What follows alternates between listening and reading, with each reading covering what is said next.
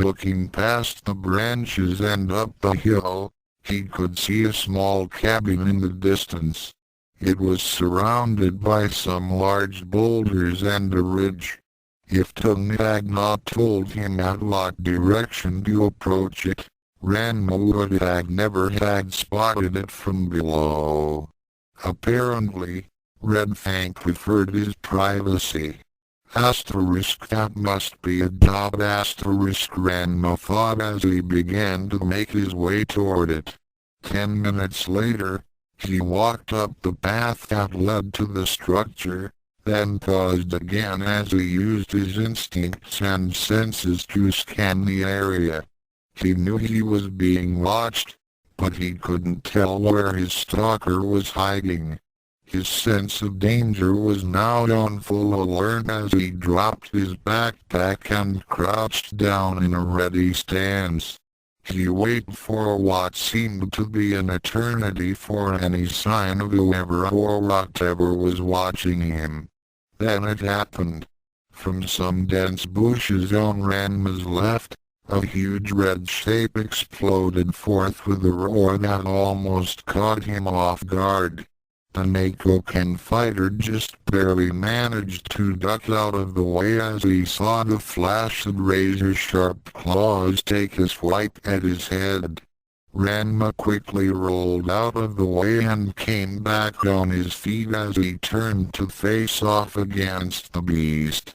His eyes widened as the huge cat landed and turned to regard him. The saber-tooth was huge. It was slightly larger than Ranma's own feline form, but had a copper-colored fur coat with some gray hairs highlighting its face, paws and the tip of its tail. It had green eyes that seemed to stare right through him. Large front canines the size of daggers were glinting in the afternoon light, giving them a lethal shine. Ranma could see that the big cat was worn and its fur wasn't as thick as his own. It was a faded reddish color and wasn't as lustrous as the Tokyo tiger's. He could see the telltale scars of sustained injuries and the signs of age taking its toll. This tiger was definitely a veteran of many fierce battles and it had lived for a long time. Seeing that the tiger was crouching and tensing up, Ranma knew that it was getting ready to pounce. Remembering what Tung had told him, Ranma took a neutral stance and spoke to the growling predator. "Red Fang, I presume. I bring greetings from Tung Kwai." This caught the cat's attention as it suddenly stopped growling and regarded Ranma with a curious gaze. Ranma nodded as he continued. "Yes, I know him, just as you did when you taught him how to control the Neko Ken. I've been subjected to that training as well, and I have been told that you can help me with it, as well as face a person called White Claw." This really got Red Fang's attention as he sat down on his haunches and closed his eyes. A moment later, the beast glowed with an eerie red light and then morphed. Ranma was very impressed as he had forgotten what the transformation had looked like from the outside.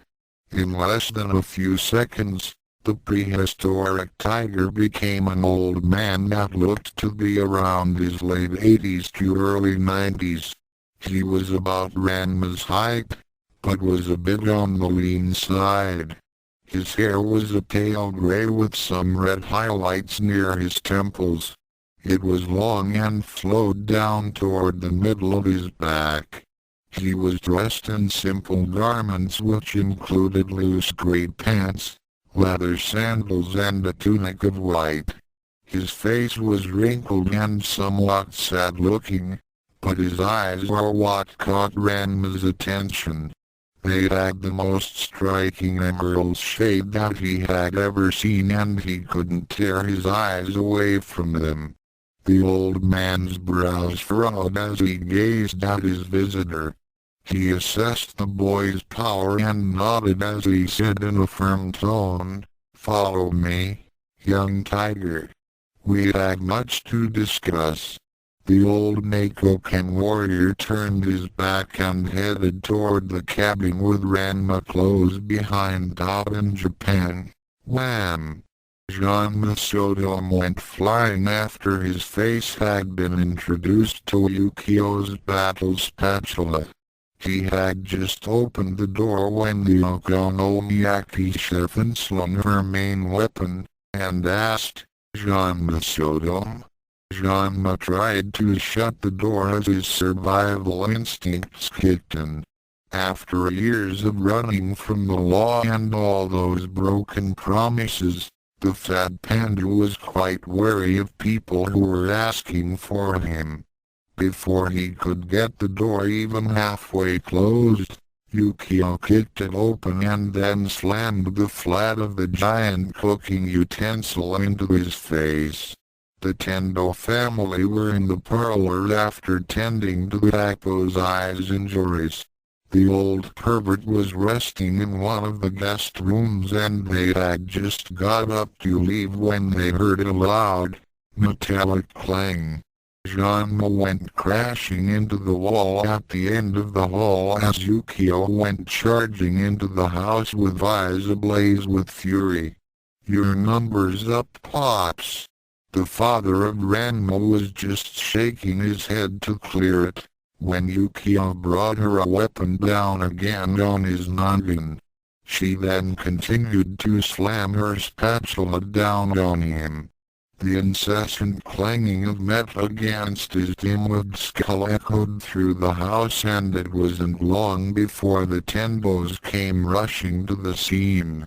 They stopped and stared in disbelief as they saw Yukio repeatedly pound Genma, even after it was apparent that he was unconscious.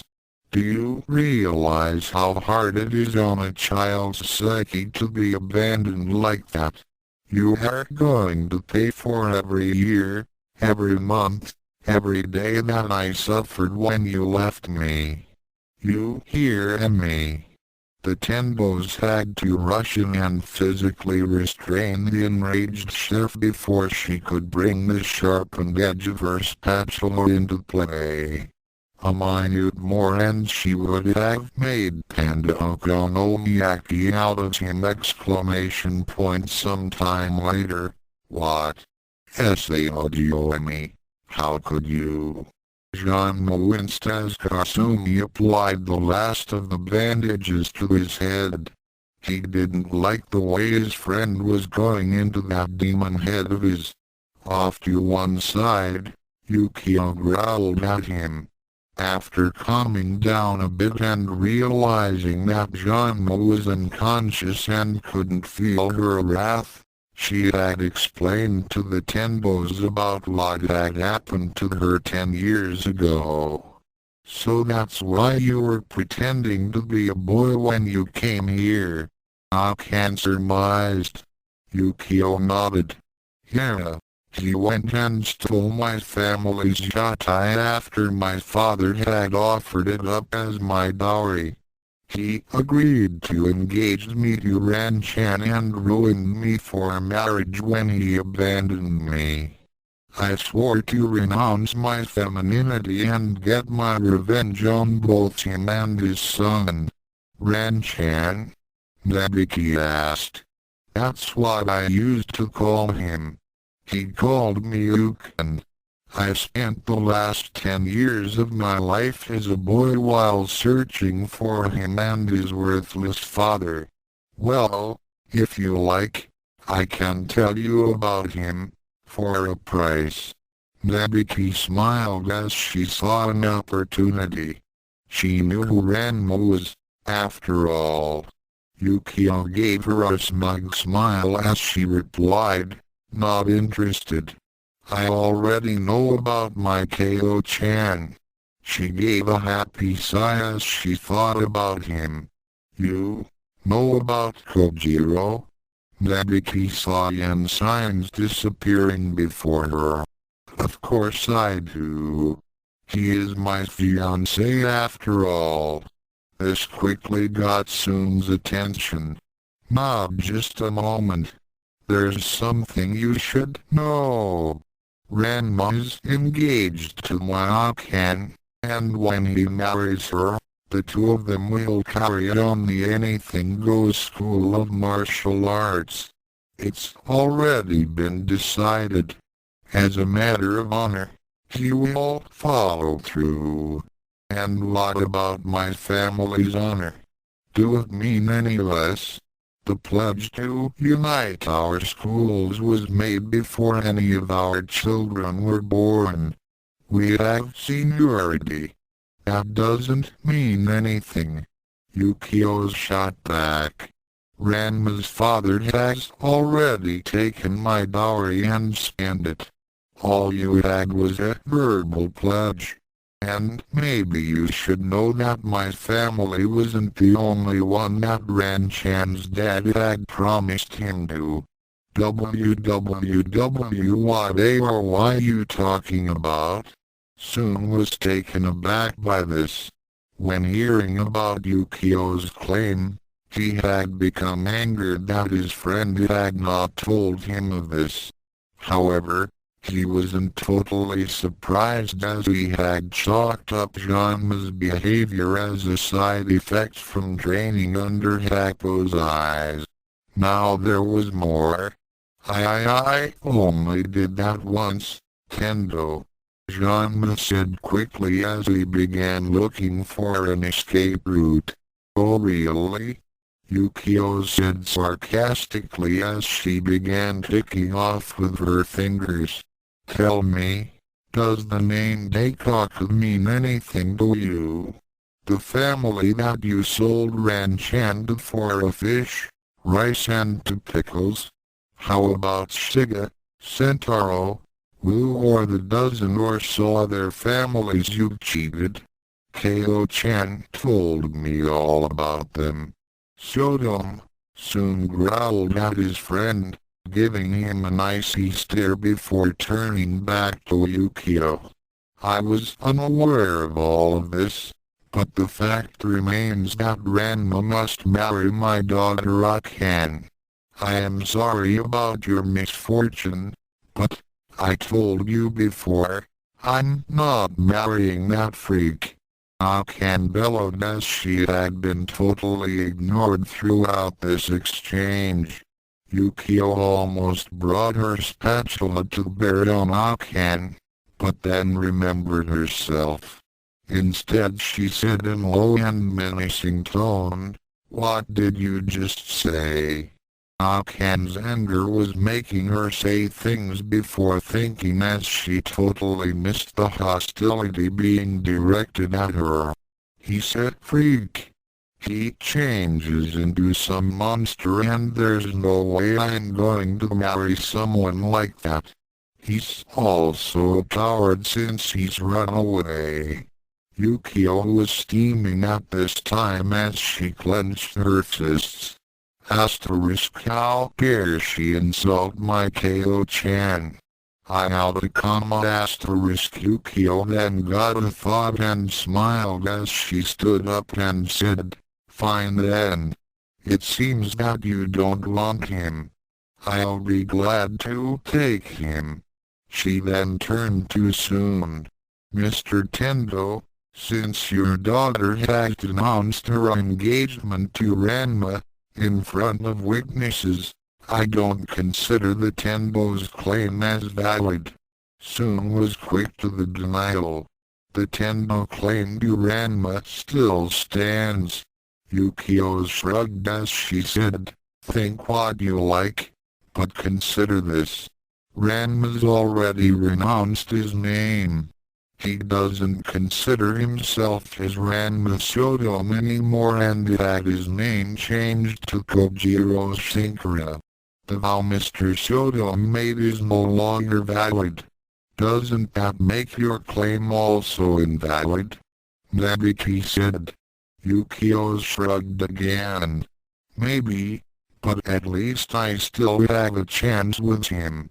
He likes me, not Akan, and he's so sweet and so darn cute when he's a tiger. He's my little T-chan." Yukio saw little hearts floating about. "T-chan?"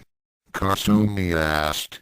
"T as in tiger and chan as in cute." Yukio replied with a smile. "Oh brother!" Nebiki rolled her eyes. She thought he was cute as a saber-tooth.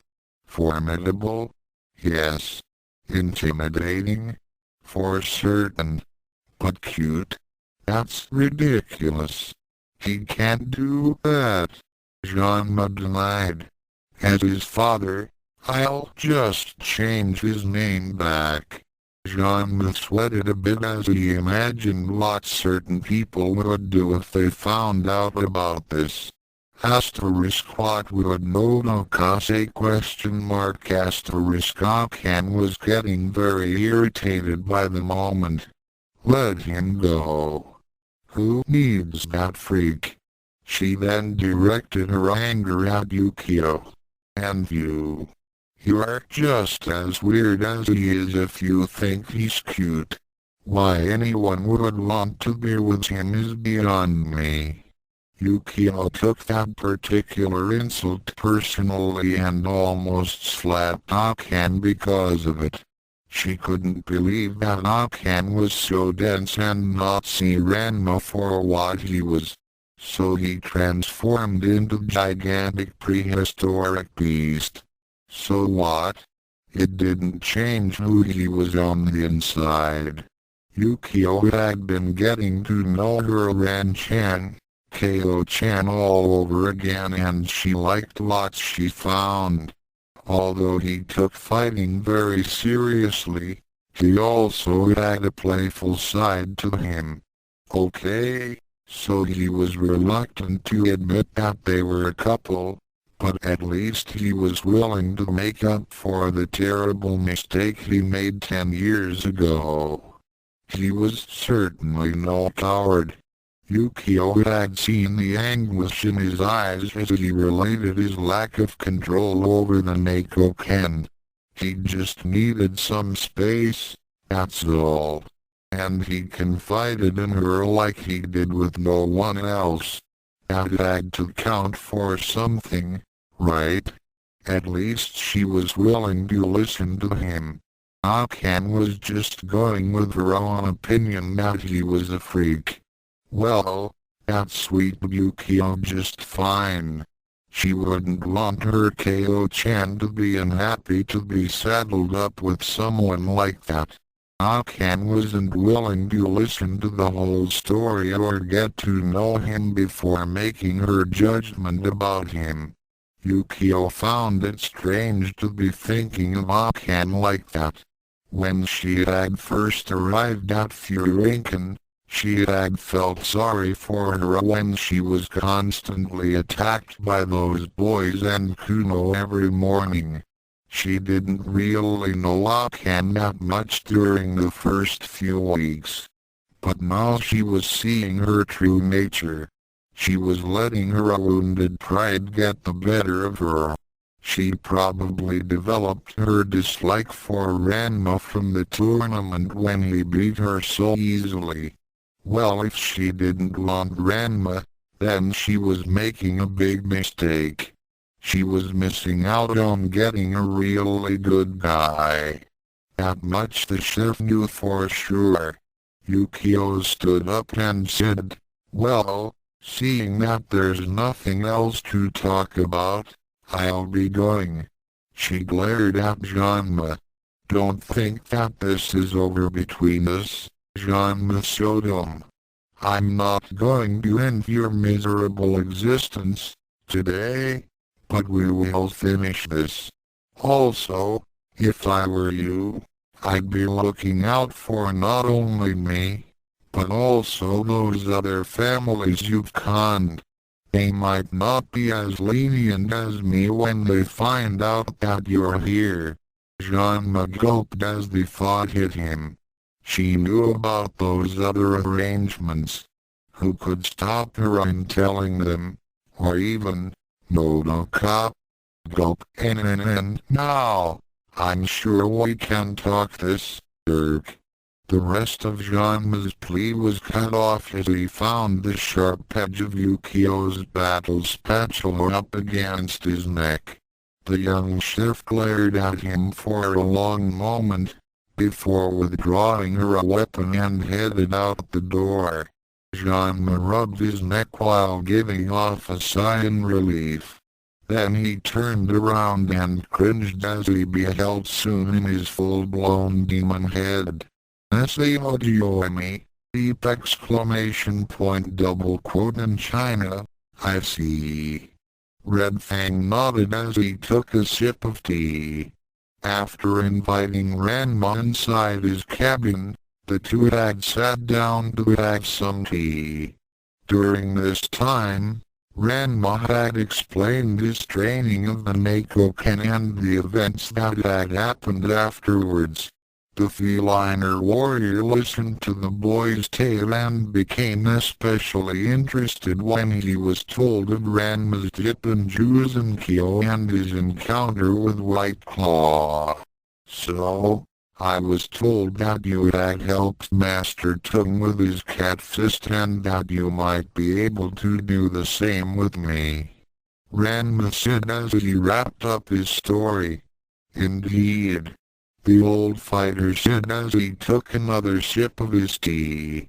He then placed his cup down and looked into Ranma's eyes. From what you had described, it sounds like you are suffering from the conflict between your human side and your cat side. That is to be expected for one who has conquered the physical and mental levels of the Neko Ken, but not the spiritual one. You must undergo the feliner rite of passage in order to resolve your inner self. Furthermore, you cannot access the full power of the Neko Ken without it. My cat sighed. Rite of passage? Yes. Before I explain what those are, just how much do you know of the Neko Ken and our clan? Ranma then began relating what he had been told by Dr. Diggers and Stripe. When he had finished, Red Fang nodded and then began his own explanations. The feliner clan dates back to more than 50,000 years, during the time of the first landings of the cairn. As you had been told, scouting groups had been sent out to survey the planet in order to find a suitable place to settle. In addition, some groups were sent to find others of our kind. You see, when the main ship crash-landed on this world, several escape shuttles had been launched and scattered on the Earth's surface. The ancestors of the feliner had traveled deep into Africa, near what would eventually become Egypt. They were following the homing beacon from one of those escape shuttles. However, when the scouting group came across the wreckage, they had found no survivors. They were about to turn back and rejoin the main group in South America, but an accident with the shuttle's cryogenic stasis pods had caused the scouting party to become locked into suspended animation. That was when the Stripes people had lost contact with them. So, what happened then? The remaining cairn had tried to find their lost comrades, but due to malfunctioning equipment and loss of communications, they were unable to locate them. Eventually, after countless searches, they were forced to assume the worst of the scouting party and listed them as lost and probably dead. The centuries would pass and the main population of the cairn founded the city that you know of today as El Dorado. Go on. Ranma urged. Red Fang nodded. About 30,000 years later, the ancestors of the feliner were finally released from their suspended animation due to a massive earthquake. However, they had discovered something terrible. The cryogenic system had caused extensive cellular damage to their DNA and that they were beginning to deteriorate. Additionally, they could not adapt to the many terrestrial diseases of the planet, since they lacked the proper antibodies and other immune components. In order to save themselves, they had to use their advanced biotechnology to infuse their genetic structures with those of native Earth organisms. The one that was genetically suited to our kind at that particular time period was the saber-tooth tiger. Ranma finished. Correct. We had also found some additional assets to our merging our DNA with the saber-toothed cats. You've probably already found out about our ability to morph into tigers, increased strength, speed, recuperative abilities and so on. You see, my ancestors used to look like this striped person you described, but over the millennia, we had long since mutated into a much more human-looking appearance when not using our shape-shifting ability. The cairn that you know of in El Dorado have kept isolated for the most part from the outside world. We, on the other hand, have been subjected to outside radiation, environmental factors and such. However, we did try to avoid contact with the local natives, especially mankind. We had later set up a small, hidden civilization near the borders of ancient Egypt. Since we had no contact with the rest of our people, we had assumed that we were the only cairn left. Okay, so what about the Neko Ken? How did that come around? Yes. Although we had kept to ourselves for the most part, there were individuals that did go out and explored Asia, especially the more eastern regions. At the time, it was around 1700 BC or so. The people of China were just starting to form their civilizations and their unarmed fighting techniques. We had been observing mankind as it developed and their martial arts skills intrigued us. So much so, that certain members of the feliner began developing a fighting style which utilized our cat-like abilities. We soon formed formidable ways of unarmed combat that were the early stages of the modern Neko Ken. However, we were still unable to harness the true potential of this fighting style. We lacked, how do I describe it? We had based the Neko Ken on the saber-tooth tiger, but we were not truly in touch with that aspect of our being. Though we could transform into tigers, we were not true cats. We were only using their forms as a means to an end. We needed to get a spiritual connection to that part of ourselves. Without it, we became easily prone to battle rages and such, much like what you are experiencing now. The instability caused by our more primal urges almost made us give up trying to develop the Neko Ken any further. Were it not for a young warrior that had traveled to Egypt in 1525 BCE, the Neko Ken may have never become a reality. 1525 BCE? Ranma repeated. He thought for a moment, then said, "Hey, that was when the first recorded sighting of the feliner was, wasn't it?" "That's right, Kojiro. A feliner member by the name of Panthericur had traveled to ancient Egypt. Since the people did worship cats as divine, that in itself caught his interest. He was especially interested in the legend of Bast, the Egyptian cat goddess. He believed that she was real, and guess what? She is. A goddess?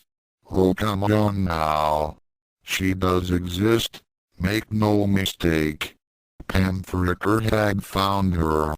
A series of rituals and long searches through countless temples that worshipped her, he finally came across an amulet which allowed him to contact her. Within one of the caves near the Valley of the Kings, he had summoned Bast and pleaded with her to resolve the terrible conflict within his soul. He too was under the madness of the Neko Ken's instability. She took pity on him and offered him a way to not only calm his raging spirit, but to also tap into the full potential of the saber-toothed tiger, on one condition. He and all those who seek to control the Neko Ken would become her avatars. Apparently, we of the feliner had unknowingly tried to duplicate her fighting style. You mean, the Neko Ken wasn't invented by the feliner? Red Fang shook his head. No, the fighting style that we thought was original, was actually Bast's creation. It just by mere coincidence that we had developed many of the moves that she herself had created millennia before us. In any case, Panthericur accepted her terms. He underwent Bast's special rite to purify his soul, and when he emerged, he gained the potential to truly master the Neko Ken. A few weeks of intense training later, and he became the founder of the feliner clan's branch of that mighty fighting style. The treatment he underwent would eventually become the feliner clan's rite of passage. All of our warriors must undergo this ceremony. And since you are one of us and have the Neko Ken in your possession, you too must undergo the process to complete yourself. Hold on a minute. Ranma held up his hands. I'm not a feliner. I'm just some guy who fell into the spring of monster tiger in Jusenkyo. It's just a coincidence that I'm similar to you. Red Fang shook his head. No, Kojiro. You are feliner. I sensed it immediately when we first met. Furthermore, if you were not feliner, then I would have never told you about the history of our clan or our fighting style. Though I am in exile, I am still loyal to my people and will not reveal our deepest secrets to outsiders. Exile? That is another matter. What is important is that you represent a great danger to not only others but to our clan as well. As I see it, there are but two options. Either you undergo the rite of passage and become a member of the clan or what? Ranma asked as he tensed up. He didn't like where this was going. Or I would have to kill you. Red Fang said simply. It our laws that no outsider may possess the Neko Ken. Though there is good reason, since you already know the side effects of an ordinary human trying to attempt to master it. What? You mean that wrapping a kid in fish sausage and throwing him into a pit of starving cats is really how it's done? The cat fist fighter shook his head. No. Those who tried to steal our techniques had misread the manual. The Neko Ken was never meant for ordinary humans. The real initiation into the training of the cat fist was to take a young child of our clan, and have him or her associate with various cats in different moods and such, in order to stimulate the child's feline powers. Over the next few centuries, some greedy martial artists had infiltrated our clan. Those who had witnessed our initiations thought the method was too slow and not intense enough. They made modifications to the method and, well, I'm sure you already know what resulted from those changes. Ranma shuddered a bit at the memory. He knew all right. But, you said that you would never reveal any of the Neko Ken's secrets to outsiders. What about Master Tung? You trained him to control his cat fist.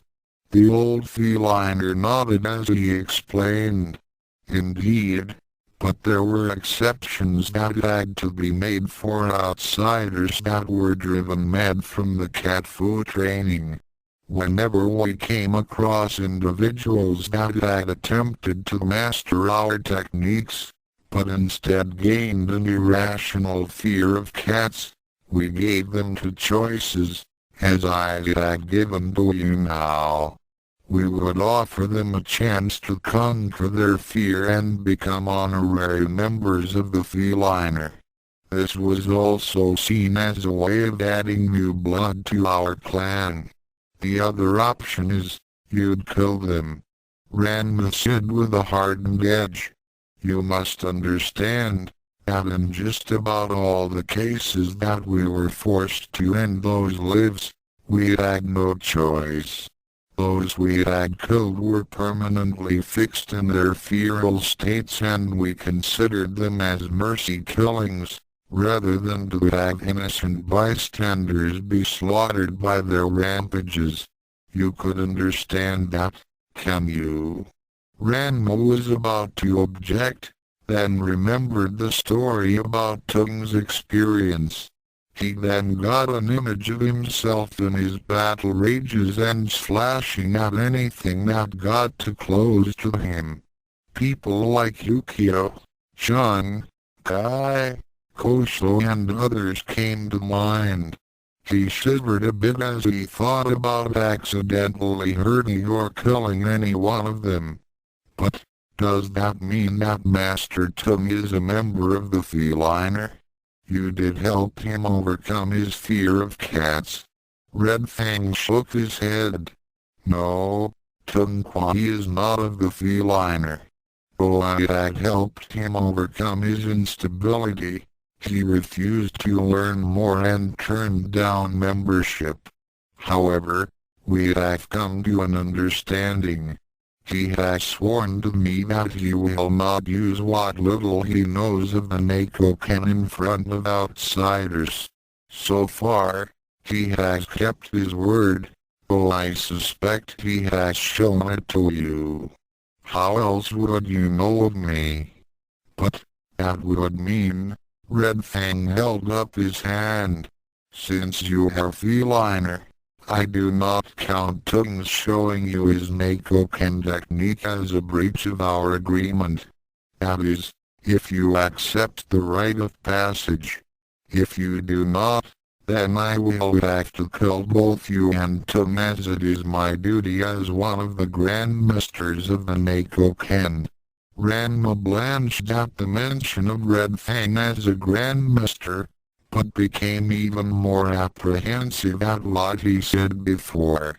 You'd kill Master Tung. Ranma quickly stood up. As much as I am fond of him, I will carry out my obligations, he affirmed as he rose.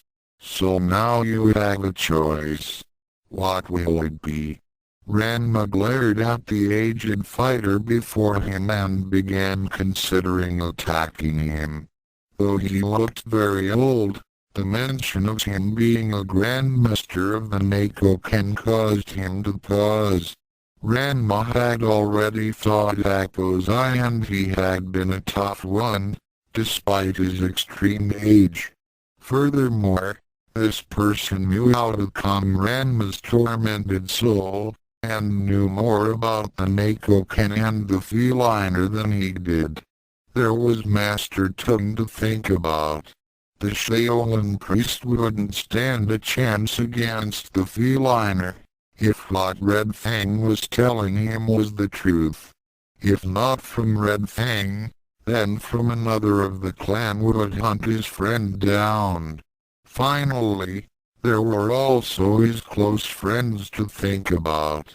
They would be in constant danger if he could not control his battle rages. For Ranma, there was only one choice to make. He swallowed his pride, bowed his head and gave Red Fang a slight nod. The old Neko Ken fighter nodded in return as he said, "Prepare yourself, Kojiro. Tomorrow, you shall begin the rite of passage and truly become a feliner." "Why do you keep calling me a feliner?" "I told you. I fell into the spring of drowned monster tiger." Red Fang's expression became deadly serious as he said in a quiet, yet firm tone, "No, Kojiro. You fell into the spring of drowned feliner." Ranma's eyes became the size of saucers as his jaw dropped open. To be continued, offer single quotes notes. Well, that was a doozy to write, and I hope I've answered some questions along the way.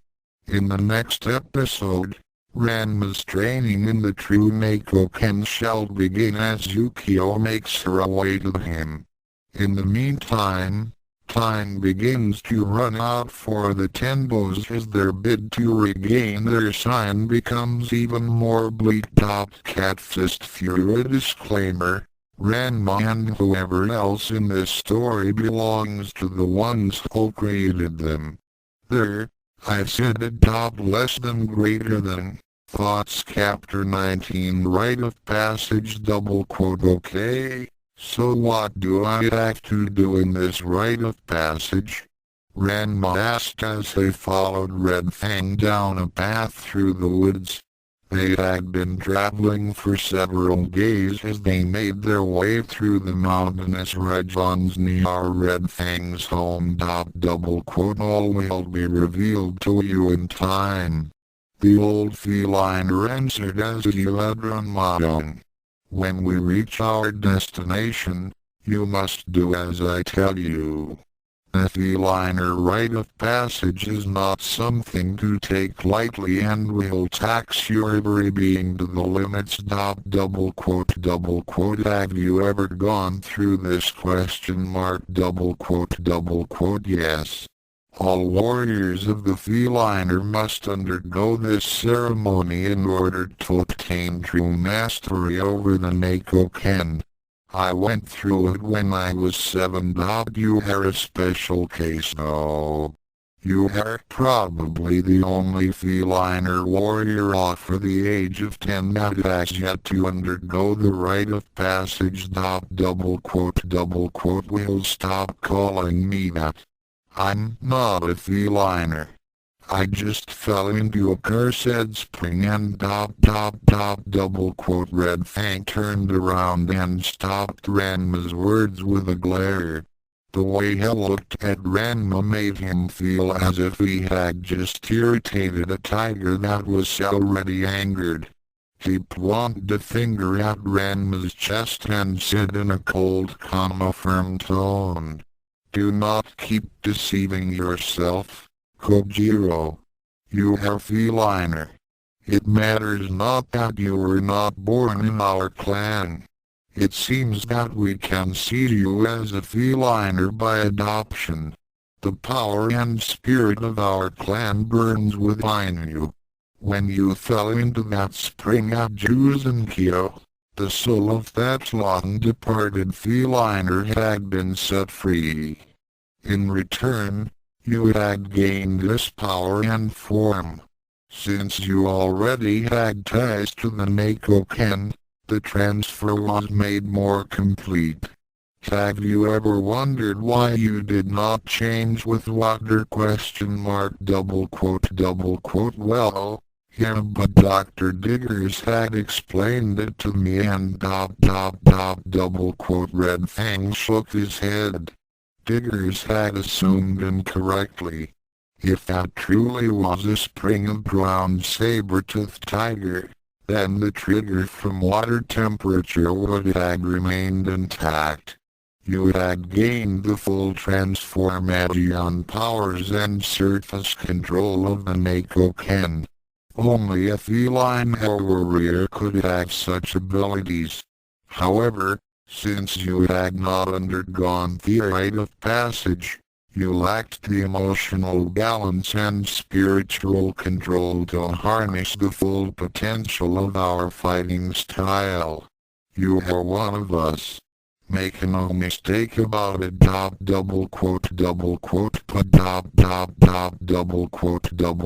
the discussion is closed. Ranma was about to protest further when he then noticed that they were coming toward a mountainside. As they neared a rocky ridge, he noticed a small cave that was off to one side. Red Fang gestured toward it and the cat fist users made their way to the entrance. Back in Japan. No master! Soon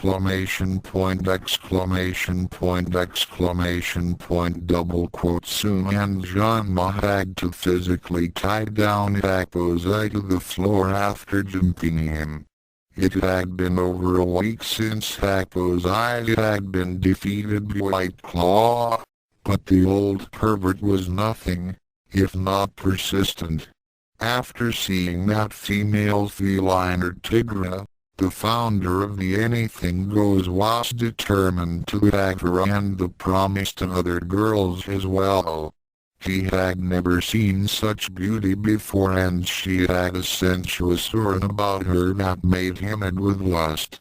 Whether it was due to her voluptuous figure, the skimpy clothes she wore, the pheromones she had released, probably all of the above, it was clear that Akose would stop at nothing to get her as a result. As soon as he healed from his last bout with White Claw, Akose had challenged him again for the same stakes, and he lost again and again. In a week, the Tendo family was down to 3 chances to regain their dojo's sign, as the ancient lecher had wasted 3 in rapid succession. Each time he lost, Akose suffered injuries that were more severe than the last. However, White Claw used only enough force each time to defeat him as if he were just a mouse to be toyed with. As of now, Akose still had several large bruises and cuts that had not healed completely. He was straining at his bonds to get out and challenge White Claw, but his injuries had weakened him so much that Genma and Sound had little problems in keeping him down. Please master, control yourself. Soon blubbered as he tightened the ropes. We have only 3 chances left to get the sign back. Though he and Genma were sorely tempted to finish off the freak, they still needed him to win back their sign as he was the best representative of the school. However, if he were going to waste their chances like this, there would be no hope whatsoever in regaining the sign. Who cares about the sign? Let me go, you ingrates. How dare you treat her master like this? Akose roared. I will challenge White Claw and no master. Genma cried out as he began adding heavy chains and such to hold down the lecher down. It was apparent that Ranma's father was getting desperate. Without the dojo, he had no excuse to freeload off his friend's sound. Well, and the fact that his son was supposed to marry Ken and carry on the dojo. Please, master, calm down. The future of the anything goes depends on us getting the sign back! ! I became infuriated at being denied and then somehow wriggled out of his bonds in an instant. The two fathers blanched as they turned around and saw their master bounding out the door. Tigra, baby. Here comes happy! And Soon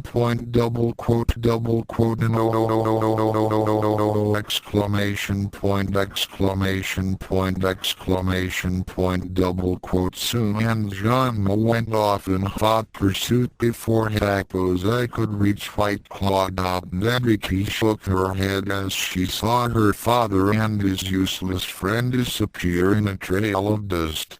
She then went to the dojo where she saw Akane training hard and breaking dozens of stacks of bricks. HIYH. HIYH. HIYH. HIYH! After reducing more than 100 bricks into gravel, Akane went over to her. She left a towel and wiped her brow. She then looked back at the huge pile of rubble and said to herself, "Just you wait, White Claw. I'll show you just what a real martial artist is capable of!" Oh. And I thought White Claw already knew how to be a real martial artist. Akane looked over to where she heard her sister's sarcastic voice. Nebiki was standing by the doorway with her arms crossed and shaking her head. Thanks for the vote of confidence. Akane replied with the same sarcasm. I'll beat that jerk and get the sign back. Akane declared with anger. You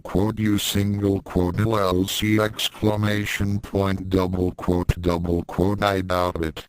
You can break all the bricks you want, but that won't mean squat against him. Takozai has already tried 4 times and look what happened to him. Nirima had suffered extensive property damage when Takozai and White Claw had clashed. The ancient pervert had fought more fierceness with each bout, but he was still no match. He was considered fast, but the Neko Ken fighter's speed was nothing short of inhuman. Added to the fact that he was incredibly strong, and used those devastating claw techniques, he was virtually unstoppable. Takozai had used his more devastating techniques against him, but the feliner simply countered each one. The old master Hadovan used the Moxibustion point on him during their last fight. The feline had let him get close, then to Takozai's horror, he simply shifted to his hybrid form and slashed him into a quivering, bloody mess. Nebiki sighed as she watched her sister go through a series of katas. No matter how much she improved, there was no way she could get good enough to beat White Claw. At this rate, the Tendo school of the anything goes martial arts would die by next week. There were also other things to think of as she had later discovered that Tokyo Kwanji had also left Japan earlier that week. She had left no clue as to where she went other than her store would be closed until she returned. Nebiki immediately became suspicious as she had sent her lieutenants out to find out her whereabouts. Her flunkies had reported that she had boarded a plane for China. In China. Red Fang gestured to the cave entrance. This is as far as I can go with you, Kojiro. You must enter here on your own. However, to begin the rite-off passage, you must be in your cat form. Double quote, and then what? Ranma asked. You will see. Now go in. Ranma gazed at Red Fang for a long while, trying to determine underlying motives. Because he had very little choice in the matter and there was Tunquai to think of, he triggered his transformation and became a huge, black saber-toothed tiger. With cautious steps, he entered the cave. At an airport near Beijing, Yukio disembarked from the plane and looked around. Remembering the directions that Shun had given her at where the temple that Ranma may have went to, she flagged down a cab to begin her search. Meanwhile, Ranma wondered as he moved deeper and deeper into the cave.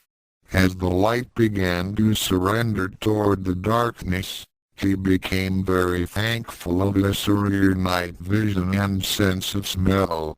His ability to see into the infrared spectrum made it very easy to see shapes in the darkness. His ears switched back and forth, scanning for the slightest disturbance. His head pressed on. Then suddenly, it happened. Just as his sixth sense went off, a sudden flare of light appeared before him, enveloping him before he had a chance to react. Ranma was too startled and was blinded from the glare. A sudden blast of hot air enveloped the cave. On instinct, Ranma tried to shift back to human form, but to his shock, he found that he could not. He tried again, but was still stuck in his feline form. He began to feel a sense of deja vu as he remembered back to that time after Jusenkyo, when he discovered that hot water would not change him. He was just starting to panic when the bright light lost some of its brilliance and he could see again. He looked around and found Thod was now standing in a desert. Ranma saw that he was now in the middle of miles and miles of sand. Above him, the hot sun was beating down on him from its zenith and hot gusts of wind blew across the dunes. The transformed martial artist knew that wearing a fur coat was not the best thing in the blistering heat. He had to seek some shade and water, and he had to do it fast. Looking around, he saw something in the distance, just over the horizon. It looked like some kind of structure, and he headed toward it. It looked like it was Misawa, but Ranma did not have any other options. He hoped that it was some kind of oasis or some kind of place where other people were. At the very last, it would offer him some shade. Several hours later. Ranma huffed and panted as he finally saw that he was just a few hundred yards away from his goal. He had spent a long time crossing the vast expanse of sand between him and the structure, and at times, he thought that he wasn't going to make it. However, his determination carried him through as he withstood the intense heat and lack of water. He did not try to run toward his destination, as that would have worn him out all the faster. Taking an easy and measured pace, he had made his way, slowly, but steadily toward the structure. Even so, The hot sands burned out his paws and the lack of moisture made him collapse several times during the crossing. The rays of the sun bore down on him mercilessly and would have given a normal human one heck of sunburn. However, being stuck as a cat lost just as bad, if not worse. His fur coat was trapping in the heat and made the journey nearly unbearable.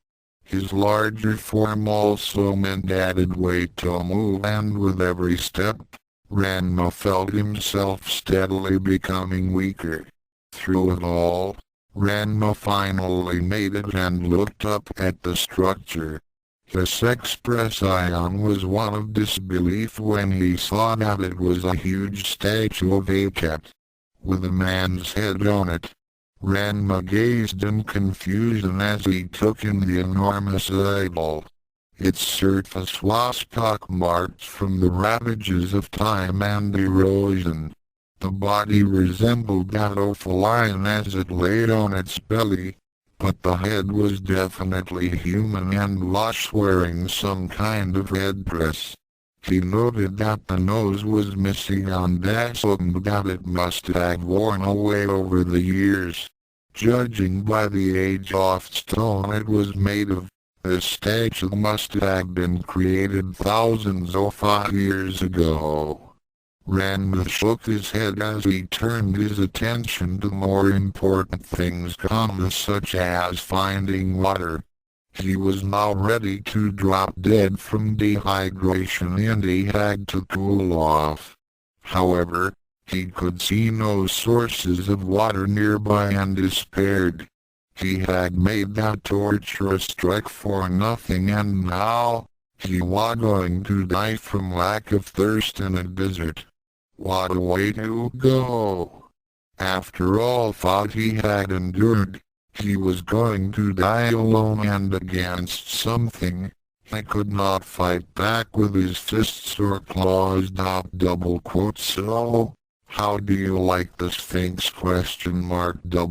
Ranma whirled around when he heard the voice and saw her. The person resembled his own hybrid form and was wearing strange garments that Ranma had never seen before. The clothing she wore resembled a skirt and tunic ensemble but was colorfully decorated with gold and precious stones. In her hands was a staff that was curved and was colored pearly white. She smiled down at him, bearing slight fangs, and Ranma noticed that she had emerald green eyes that were slanted like a cat's. Her body was also lightly furred, but her coat was a golden hue, not midnight black like Ranma's. He noted that she had a long tail, swishing back and forth for the small of her back. She wore no shoes and the cat fist fighter couldn't help but notice how well formed she was. She was very exotic looking, just as Brittany Diggers was, and Ranma could not help but notice their generous assets. He quickly shook his head and tried to think of something else, but the heat was really getting to him. And I'm not talking about the sun! Right parenthesis. The female cat being smiled as she noted Ranma's uneasiness. With a wave of her hand, she somehow made a large bowl of water appear. As soon as Ranma saw it, he went down of it and began lapping it up. The cool, refreshing liquid was gulped down in seconds as the tiger sautéed his burning thirst. As soon as the last drop was licked up, Ranma looked back up at his benefactor. Congratulations, Ranma. You had made it to the Sphinx Therapy Passade, the first part of your rite of passage. Ranma's head came up and his eyes widened when he heard her call him by his real name. The cat being shrugged as she said, "Oh, I'm sorry. Do you prefer film of Kojiro Shinkara question mark double quote Ranma single quote S eyes widened even more. The cat being chuckled as she replied, please forgive my speech. I do tend to roll my R's a bit. In answer to the questions that you are thinking, yes, I know all about you. I had known of you since the day your stupid father threw you into that pit of cats. Ranma shuddered at the memory as the stranger continued. Double quote I must say that I was most displeased when Genma starved my subjects like that and then threw you in with fish sausages. Double quote less than subjects? What's she talking about? Greater than Ranma thought. The Catwoman nodded at Ranma's expression. Oh, where are my manures question mark I forgot to introduce myself. Since you are a feline I assumed that I would already know of me. I am Basted or Bast if you wish, goddess of pleasure, cats, protector of men and pregnant women. Welcome to Egypt. Double quote if were possible, Ranma's eyes became the size of flying saucers. This was based. The goddess that the feline worshipped. The one who created the cat fist. And how the heck did he get to Egypt? When the rest of their titles sunk in, Ranma became more confused. A protector of pregnant women was the one who created one of the deadliest and most unstable of martial arts in the world question mark Bast was enjoying the look of the saber-tooth tiger's face. She chuckled warmly and said, yes, I am the same person who helped create the Neko Ken. You see, the cat fist was actually created by a fellow goddess of mine, said Met. She happens to be a goddess of war. However, I had refined it to the form that you and the feline are currently using. I had also created the rite of passage in order for the feline to truly reach their potential and understanding in the discipline. That is why the feline are ever me. However, I had grown very disappointed in how the clan has behaved over the last few centuries. She then assessed the huge cat before her and nodded thoughtfully. Perhaps you will be able to change things for the better. Double quote Ranma was at that point so confused that he was about to turn around and head for the hills. However, before he could make a move, Bast suddenly disappeared and reappeared behind him. She began to gently stroke him from behind the ears as he hand glowed with a warm light. Ranma felt warmth that reminded him of when Yukio had stroked his belly and melted in her hands. It felt so good that all the tension he had faded away and the huge predator fell into a blissful slumber. Bast smiled again as watched the peacefully sleeping cat. Less than yes, Ranma will do fine. First, he must complete the rite of passage. By crossing the desert in his cat form, he has shown determination and the will to survive. He will need it, for the second part of the trials shall push his very soul to the limit. However, should he succeed, he shall become my greatest avatar. Greater than the cat goddess waved a hand and the two of them vanished from view. Some time later Ranma awoke and found himself in his human body once more. He also noticed that he was in a large chamber that had strange images painted on the stone walls. A few torches hanging on each wall dimly illuminated the room, and there seemed to be no exit to this place. The room was huge, almost the size of his school soccer field. The cat fist fighter slowly got to his feet and approached the nearest wall. He looked closely at the images on the stone and saw that they were pictures of large cats, locked in battle with humans. He noted that the images only showed the side profiles of beings as well as many symbols that he didn't recognize. He began recalling the strange cat woman who claimed to be Bast. He also remembered lots she said about him being in Egypt. If that really was the case, then he assumed that this must be what the Egyptians called hieroglyphics. Ranma had learned about them during his world history classes. He wondered just what was going on when his senses started alerting him to an imminent danger. He was not alone about the Neko Ken martial artist whirled around into a ready stance as soon as his sixth sense went off. His eyes began scanning the shadows for any signal of an attacker. The torches only lit certain parts of the large room, leaving much of the place in dark shadows. He listened in with a sensitive hearing for the slightest disturbance. His nostrils flared for any strange sense and his body tensed up, ready to meet anything that could challenge him. Meowed out double quote. As soon as Ranma heard that sound, he saw a pair of green eyes appear from the depths of one of the shadows. They were soon joined by another pair, and then another. Ranma didn't know what was going on, but he suddenly got a sickening feeling of deja vu. He could only remember one such instance in which he experienced a similar scene of darkness with hungry eyes staring at him. The Neko Ken training.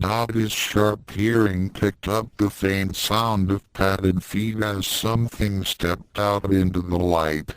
He focused his sight on the creature when it became visible. It was a small, black cat. Another and then another soon joined the first feline. More black cats began to appear from the shadows as they began to slowly approach the martial artist. Ranma tensed up even more as they neared him. He could see their eyes as they regarded him warily. However, unlike that last time 10 years ago, there was no hint of maddened hunger from starvation. It was more like curiosity and something else that he could not identify. The horde of cats stopped a few feet from him as they surrounded him from all sides. With his back to the wall, Ranma mentally counted their numbers and estimated that there were more than 100 cats present. All of them were black and varied from kitten-sized to the large tomcat versions. He wondered what they were thinking, and a small part of his mind was telling him that they were sizing him up before the attack. Though he had long since overcome his fear of cats, he had no wish to relive the experience of stupid training that Genma had put him through when he was 6. These cats would get a lot more than they bargained for if they attacked him.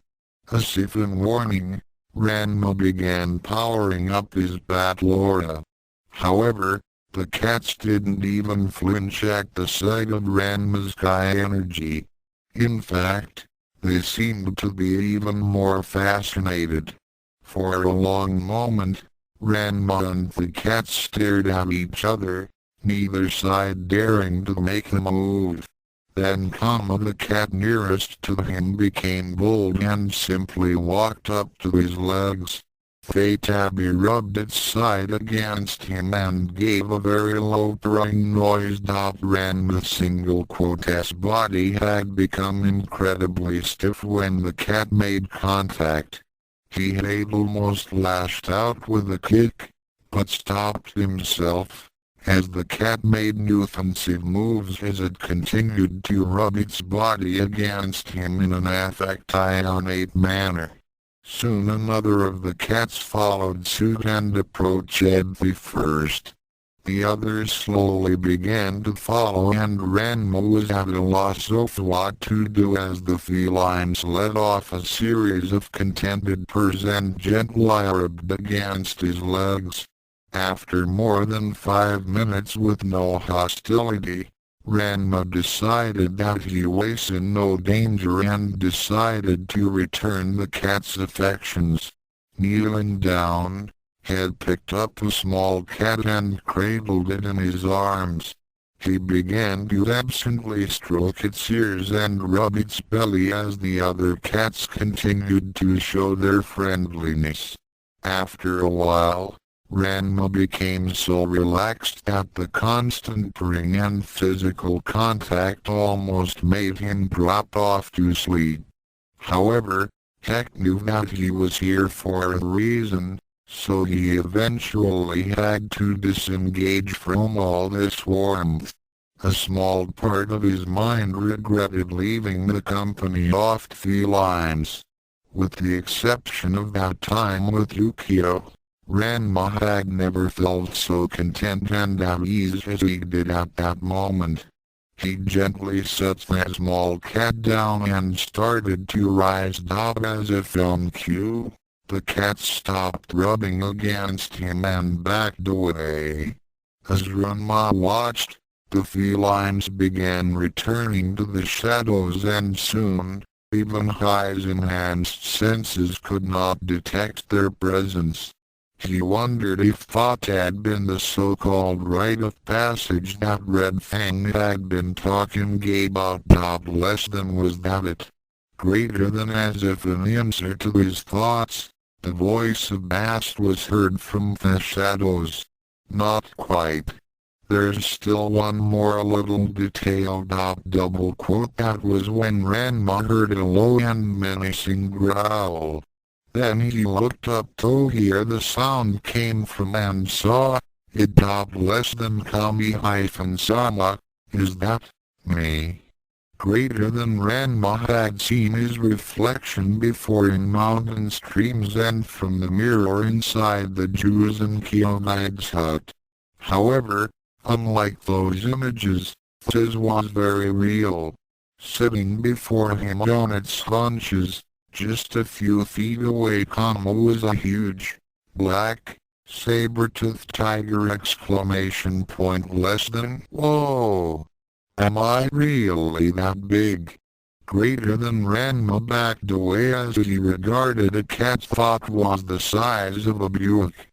Its huge canines glistened in the scant light as its eyes gazed at him as if he were next on the menu. The cat fist fighter knew that in his current form, he wouldn't stand a chance against the beast and decided that his hybrid form would be more suited to the task. If the big predator decided to attack him. If you're thinking about transforming, then forget it. Ranma looked about to try to figure where the voice of Bast was coming from. Based it? Where are you? I am nearby. Bast replied. In any case, this is the final step to the rite of passage. Your journey to reach full control over your feline side is almost complete. And if you think to change into your cat or hybrid form, then think again. The tiger standing before you is your cat side. I separated the two sides when you were asleep. You must deal with this as your good luck. At that moment, the tiger let off a roar and lunged at him with a speed that was beyond anything humanly possible. Fortunately, Ranma had trained to anything that was considered human and managed to dodge the blow. This wipe, however, still tore a gaping hole in his shirt, just barely missing the skin. Ranma made a leap over the cat to get some more fighting room. Just as Ranma landed a few meters behind the cat and turned around, Thiedeker let off another roar and its eyes glowed a bright red. Ranma knew what was about to happen and scrambled out of the way as twin Kai beams were fired at him. "You can't play at that game," Ranma shouted as the beams blasted the area at him he was a moment ago. "Cat's eye beams!" exclamation point double quote Ranma single quote S own Kai beams were nowhere near as strong as the tiger's, but they still packed a wallop. Unfortunately, the tiger was more agile and easily dodged the attack. Before Ranma knew it, the big cat ran into him and drove him to the floor. The martial artist found himself pinned to the floor with a huge feline over him and trying to stab into him with those huge fangs. He just barely managed to keep those huge teeth from making contact as he gripped the tiger's head between his hands and held it back. However, Ranma's strength was still below that of the saber-tooth's and those massive jaws were moving ever closer toward his throat. The cat fist fighter decided that a different form might be able to shake his attacker off, and he began focusing his inner power to trigger the transformation. However, he became shocked that the change did not occur. This almost made him lose his grip on the tiger's head, and those fangs just barely grazed his neck. Double quote I told you before, Ranma. Transforming won't work. Bastet said solemnly. Ranma began to get desperate as he struggled to keep the feline's jaws from making contact. He then remembered back to when he had fought Brittany Diggers and how she had gotten into a similar position. Planting his feet underneath the tiger's belly, he pushed off with all his might and managed to roll away, as the tiger was thrown off. He then scrambled away and got into a ready stance, just after the cat had gotten onto its feet again. Thiedeker then suddenly glowed with a red aura and then shifted its form, becoming taller and standing on its hind legs. Ranma was caught off guard when the cat had shifted to its hybrid form. He suddenly found himself looking at a mirror image of himself when he was transformed and was knocked to his feet when the thing threw a punch. Rubbing a sore jaw, he sprang back to his feet and began throwing a few claw techniques, punches and kicks. However, the cat being made not a sound as it countered each and every one of his techniques. Double quote rip claw slash exclamation point double quote his opponent countered and delivered its own version toward Ranma single quotes mid-sit on double quote quick swipe exclamation point double quote Ranma found a large hole in his shirt after his foe retaliated with its own double quote tiger claw frenzy exclamation point double quote Ranma winced as he felt his arms receive several small cuts to them. After more than 5 minutes of intense fighting, he leapt back and assessed his opponent, who waited for his next move in the exact same stance. Less than him. This guy knows all my moves. Wait a second. What am I saying? Of course he does. He's me. There's a big problem though. He's a lot stronger and faster than I am in his hybrid form. And it looks like any hits that he make aren't even phasing him. Greater than Ranma regarded his double with frustration.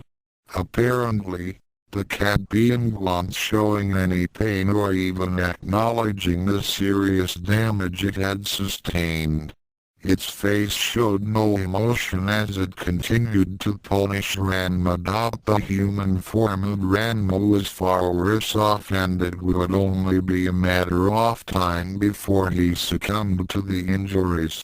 He was rapidly losing a lot of blood from all the cuts he had received, and his muscles were extremely sore from high-powered punches and kicks. Less than them. I'm at a disadvantage as a human. The hybrid and cat forms are much more powerful than mine is, and I can't keep up with their speed and power! Maybe I should surrender and... No, I won't. There has to be some way greater than just then. The hybrid form of Ranma attacked him again with incredibly fast blows that nearly caught the martial artist flat-footed. Ranma just barely managed to block all but one, which hit him in the gut and made him gasp and bend over. That was when the hybrid laced both hands together and laid its opponent low with a double fist blow to the back of Ranma's head. Ranma went down. His vision was swimming from the impact. When he hit the floor of the chamber, he then felt something tearing at his back. He realized that his foe must have used its claws to slash at him. Several more slashes and hard blows followed, but Ranma refused to scream out in pain. However, he knew that he was losing. Every time the hybrid hit or slashed at him, he could feel his body begin to grow weaker. He was just barely hanging onto consciousness as he felt a hand grip his neck and haul him off the ground. As his battered and slashed body was held up by the scruff of his shirt, the hybrid's face still betrayed no emotion as it reared back at clawed hand and was about to deliver the death blow. Ranma knew that this was it. And ironically, he was in the same position as Shako's eyes had been, when Ranma had been maddened by rage. His friend Shen had stopped him that day from becoming a murderer. However, there was to be no help for him this time. As the hybrid's hand began to glow with Kaikama, Ranma decided to accept his fate. What was the point fighting against it?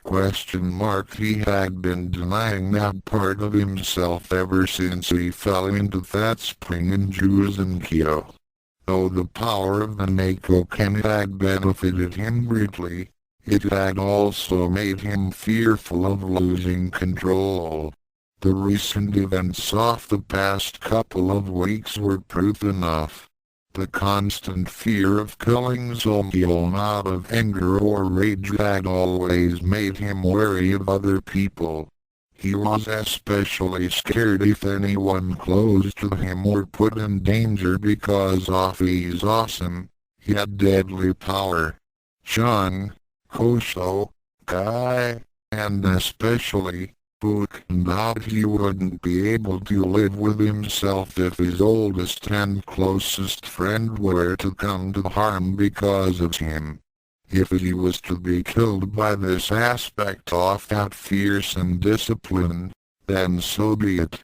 He wasn't going to fight that aspect of himself anymore. It seemed fitting, and at the very least, he could finally achieve the peace he so wanted. It was a pity that it would be the everlasting peace of death. Less than you can. I'm so sorry. Greater than with the image of Yukio firmly established in his mind, Ranma closed his eyes and waited for the end. It never came. For a long moment, Ranma waited in silence. He decided to peek and saw that the hybrid had yet to deliver the final slash. It just stood there, holding him up with one hand and the other reared back. Ranma was a bit confused as to why his opponent was just standing there. Well, what are you waiting for? Do it. I'm not going to fight you anymore. It's pointless to fight against something that's a part of me. And, you hear me, right? So's the tiger.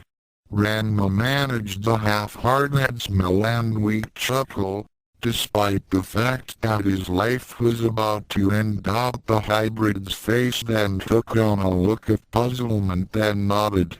Ranma was surprised to see this as he said, "What?" It was then that Bast suddenly appeared beside them. At that same moment, the hybrid released its grip on Ranma, allowing him to drop to the floor. Because of the injuries he had sustained, Ranma fell hard on his butt and winked as more pain shot through his body. He managed to look up at the cat goddess as she and the hybrid looked down at him. Lapa. Ranma gasped out in confusion as the hybrid then disappeared from sight, leaving only Bast and himself in that room. Bastet smirked and displayed her fangs a bit as she said, "Congratulations, Kojiro Shinkara. You have completed the rite of passage. I officially acknowledge you as feline and your worthiness to be my avatar." That was the last thing that Ranma heard before darkness claimed him. Some determined time later, Ranma awoke to find himself in the shade of the Sphinx as the sun was just dipping below the horizon. He saw that Bast was standing over him and noticed that he was feeling no pain. He looked down at himself and saw that all his wounds had been healed and his clothes were undamaged and clean. He looked back up to Bastet, who smiled at him. "Rise my avatar." Avatar. Ranma asked. "What? How? Did you come?" "I shall explain. So please rise my avatar." Ranma did so and dusted himself off as he faced the Egyptian deity. "What did you call me? How did I get here? What just happened?" He stopped when Bastet held up a clawed hand. "In order." Bastet replied when her avatar was silent. 1. I called you my avatar. 2. I brought you here after healing you. And 3. You have just completed the rite of passage. Rite of passage? Bast nodded. Correct. All feline who wish to learn the secrets of Neko Ken must first overcome certain aspects of their cat sides in order to achieve true mastery. The journey across the desert as a cat is for endurance and measures determination. The second part is to see if you are able to accept that feline aspect of yourself, both in peace and in battle. Ranma thought back to the time in that room, then understood. The cat's worry sort of a test and his submission to his tiger and hybrid forms must have been the final part of that acceptance. It made sense now. How could he learn to control his powers if he did not learn to accept that side of himself?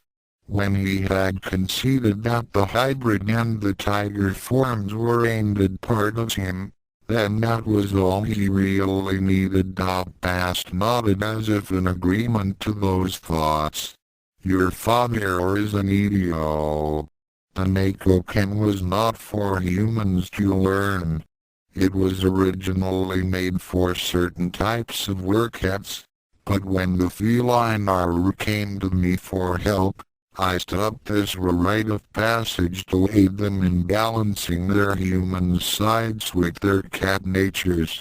This was what they needed to truly understand the power of the cat fist.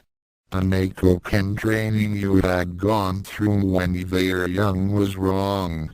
He thought he could force you to understand the techniques by throwing you into that pit.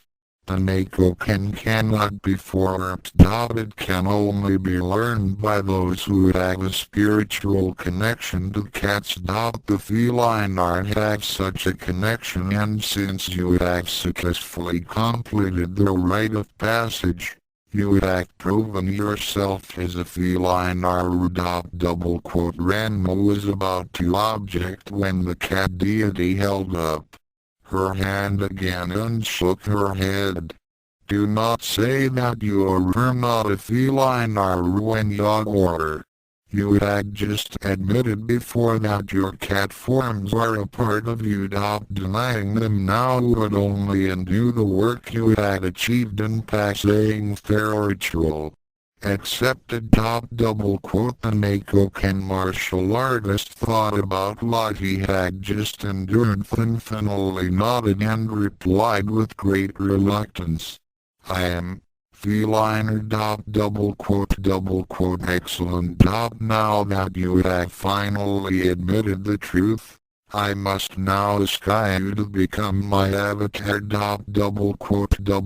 Avatar question mark. They instead nodded. Oh, many feline Aru have undergone the rite. Only a few are specially chosen to be my avatars, or representatives.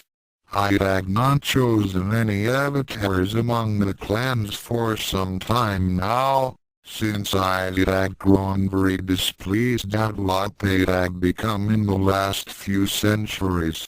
It seems the time has come for me to choose a new avatar to help guide my lost subjects.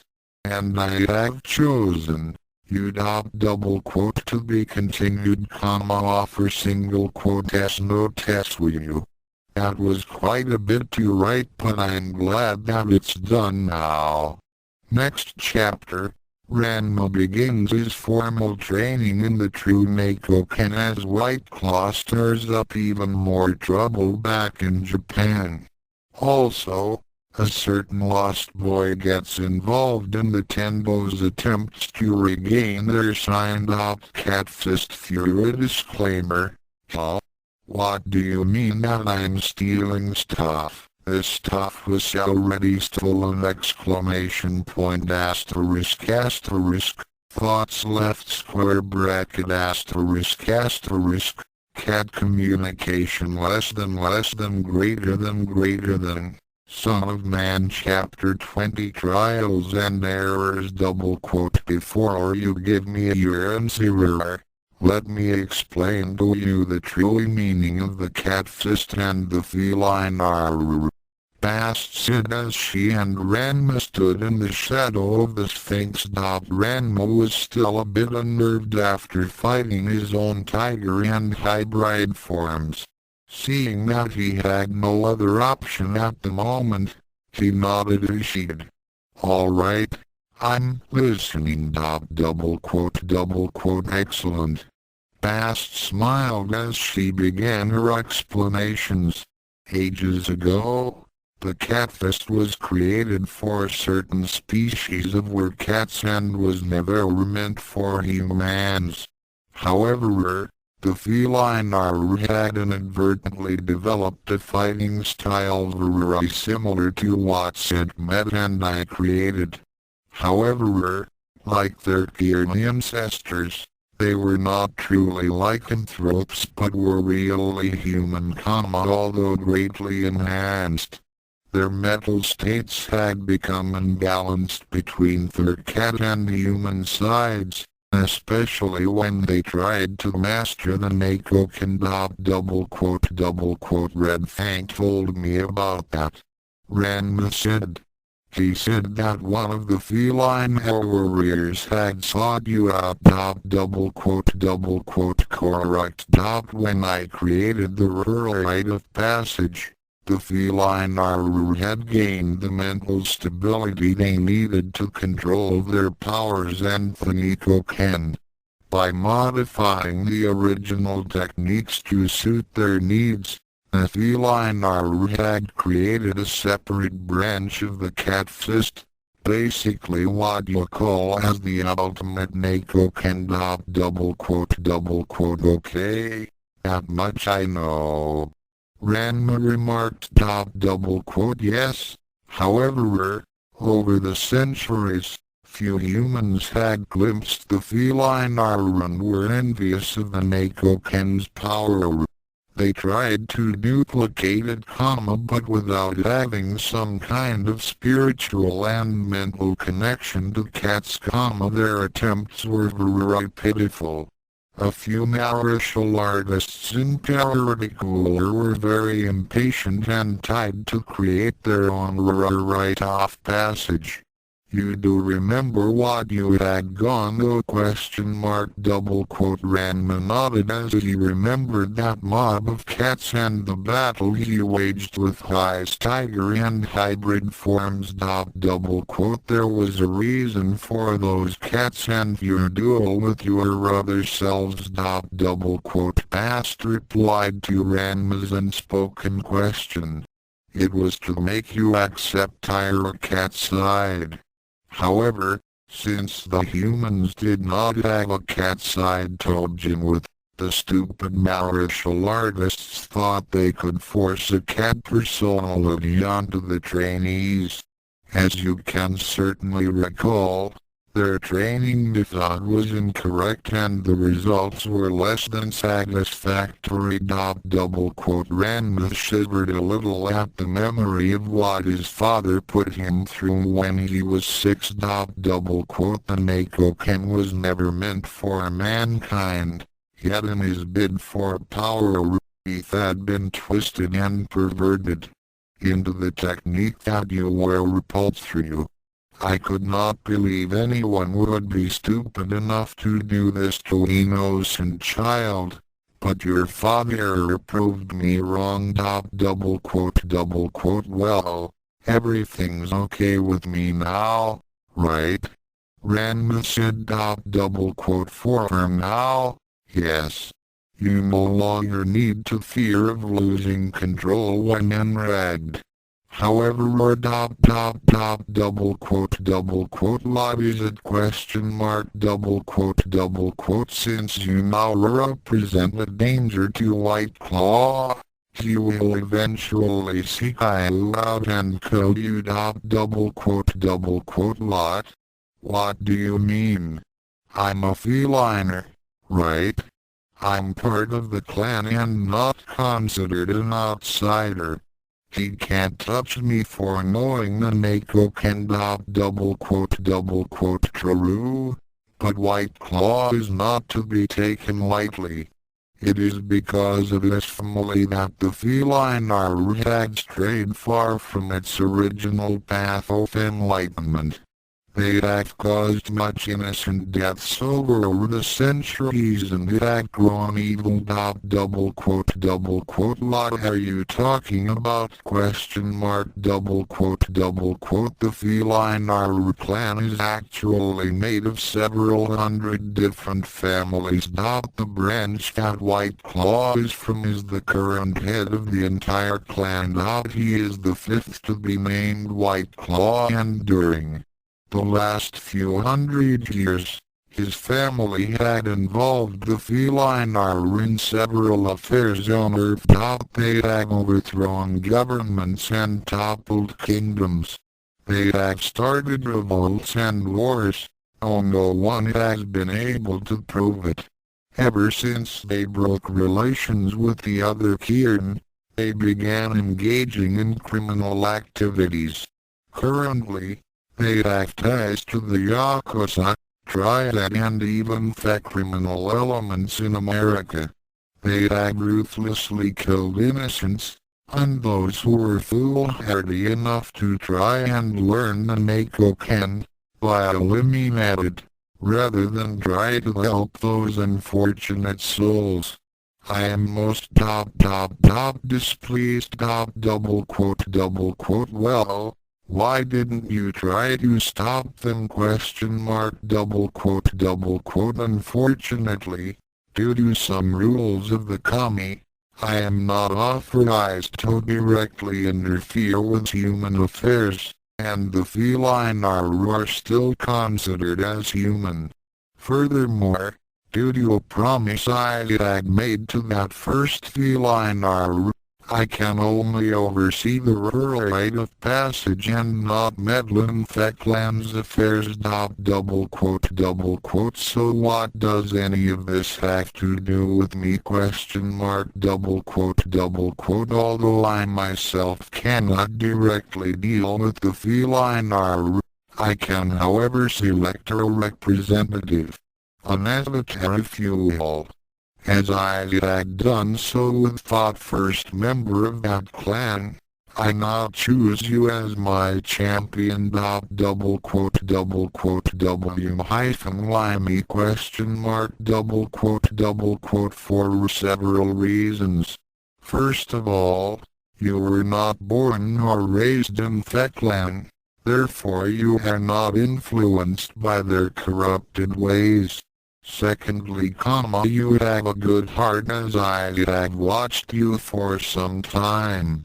Thirdly, you have one of the greatest potentials I have seen and only you have a chance to defeat White Claw.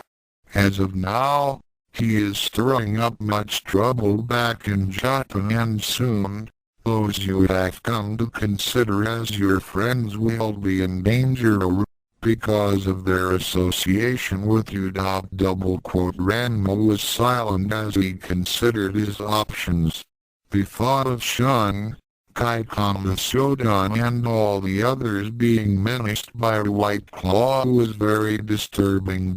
His thoughts inevitably came to Yukio, and he shuddered to think what would happen if she were to come under attack by his rival Nirima. A week afterwards in the Neko Ken, Shampoo and the other Amazons were busy with closing the restaurant as the elders conversed amongst themselves. It has been over 2 weeks since we last saw Kojiro. Cologne remarked. Indeed, he has not been seen anywhere in Tokyo. It seems that the rumors that he has fled are true. Mascara concurred. A pity that he was overcome by cowardice. Is not true. Shampoo said from a nearby table as she cleaned it. Aaron's not scared. The other girls also looked up from their chores and nodded. Both matriarchs gave the girls a cold look that told them to mind their business and not talk back to their elders. Shampoo and the others quickly became occupied with cleaning. In any case, since he is no longer here, we had no reason to remain in Tokyo. Mascara said after a moment. I shall be taking my group elsewhere in Japan for husbands. We shall be leaving in a few days. Cologne was a bit relieved at this news. She and Mascara had never been on good terms and the departure of her rival did make things less complicated. However, with the prize gone, there wasn't really any reason why she, her great-granddaughter and Moose should be staying either, other than the fact that the teens were attending Furinkan High. The Amazon hunting party stopped for a moment when they heard this. They had been searching high and low for the cat fist fighter, with no success and had thought to seek out information about his whereabouts from his friends and acquaintances. Unfortunately, With Yukio gone and his high school buddies also in the dark, the search had turned up with zilch. They had wondered just why the Okonomiyaki shift would suddenly close up shop so abruptly, but there was scant information. They didn't want to ask Nabiki as she tended to charge too much and they suspected that she didn't know anything either. Fortunately, they had not yet asked Ranma's friend Shandab and even if they did, they would get nothing as Yukio had made the Chinese bully promise not to tell anyone about her or where she was going or where she suspected Ranma might be. So for now, they had no idea that Ranma had traveled to Asia and was now in Egypt. Of course, they were also aware of the trouble the Tenbos were in with the one called White Claw. The Amazon girls were more than willing to take on the one who defeated their intended husband, but the elders forbade them to fight him.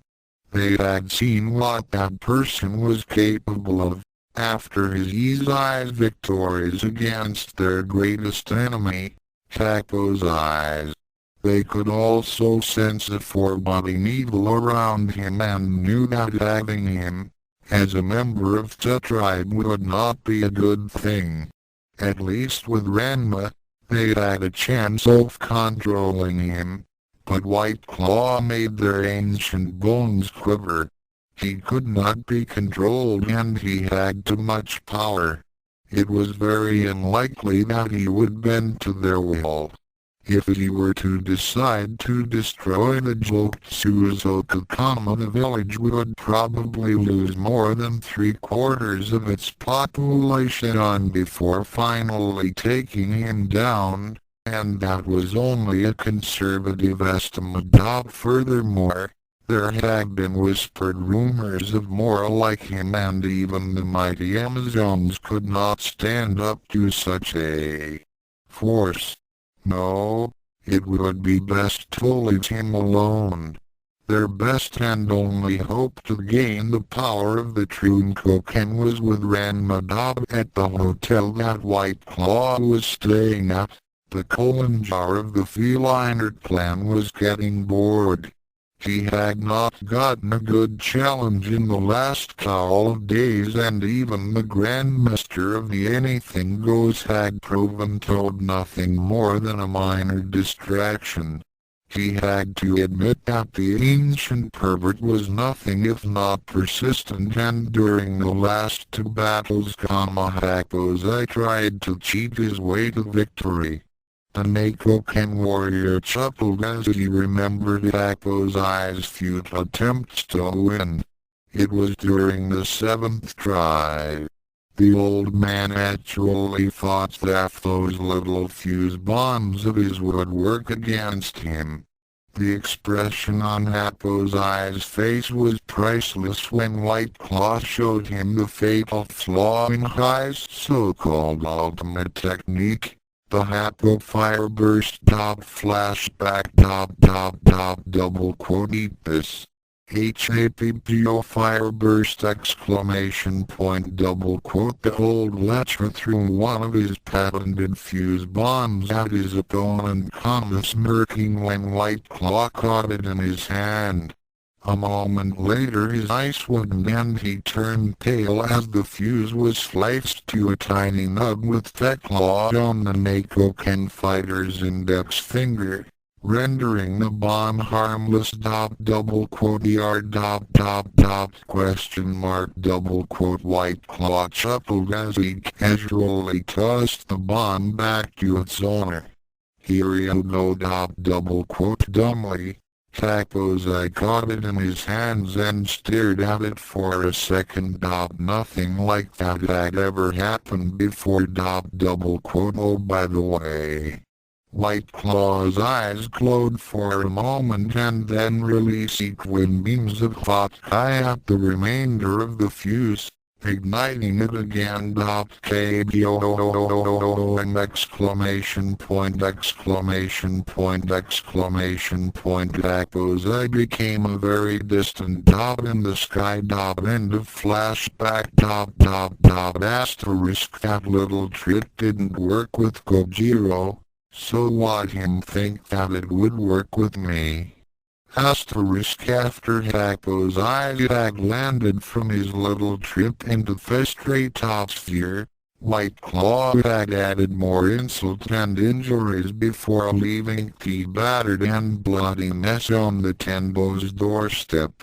He then smiled as he remembered the other time. According to what his Spanish had told him, Hako's eyes had finally wised up. Oh, not by much, and they'd enlisted another to aid him.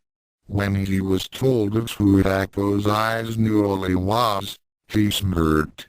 He had to admit, that Ryoga person was a bit more amusing. He decided to wait a few days and see just what that old lecher was going to teach to Ryoga, though the feliner had hunch as to what it might be. A few days after the 7th attempt. Hako's eye groaned as he rubbed some ointment on his sore, aching joints. He was also walking a bit funny. White Claw certainly had a cruel sense of humor. After he had returned to the earth from being blown up by his own bomb, the Neko Ken fighter wasted no time in pounding him flat. Then as he lay there on the ground in pain, White Claw took out several of his bombs, lit their fuses, and then stuffed them down Hako's eye's pants. Hako's eye was launched even higher into the skies, and when he reached this zenith, one of the bombs that had a delayed fuse went off. Though all of his body remained relatively intact, though really tender at the moment, that was all the insult that the old pervert was going to stand. He wanted to get even with that cocky upstart in the worst way. Not to mention get his hands on those fabulous feliner females. However, Heck knew that he was no match against White Claw, either in a direct confrontation or a sneak attack with him. No, he had to find another way to at least even the odds. He needed a patsy. Yes, someone who could at least wear down White Claw enough so that the ancient lecher could claim victory. But who? Who could be that powerful yet stupid enough to go up against a master of the Neko Ken? Pantyhose? No, he was still far too injured from his bout with Ranma to be of any use. He wasn't available as he had disappeared somewhere to lick his wounds. Besides, he was likely to attack the old pervert instead of White Claw. Kuno? Yeah, right. Using the insane Kendust would be like assaulting a feliner with a blunt toothpick. That moose fellow? No, with his eyesight and reliance on weapons, he wouldn't last a second against the colon jar. He never lasted very long against Ranma after all. Double quote, where on earth am I not? Question mark exclamation point double quote. Hako's eye smiled when he heard the voice outside of the dojo. Asterisk bingo. Asterisk the ancient pervert temporarily forgot his pains as he went outside toward the sound of Ryoga's voice. A plan began to form in his head. Near the west side of the Tendo compound, Ryoga was depressed, which was normal for him. Several days ago, he had heard rumors of his hated enemy Ranma leaving Japan and of the plight of the Tendo dojo. Seeing this as the perfect opportunity to get close to Ken, Ryoga hightailed it to Nerima. Of course, this ended up in being yet another unwanted tour of Japan's major cities. He had only just gotten to Nerima this morning. As he lamented over his inability to find the dojo, even though he was only a block away from his destination. The eternally lost boy caught sight of a small figure standing beside him. His lip curled back in a snarl as he recognized Tako's you.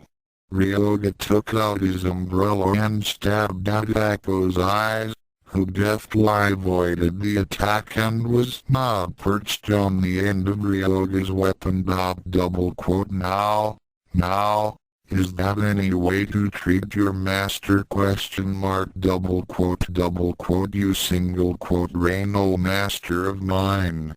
Ryoga gritted.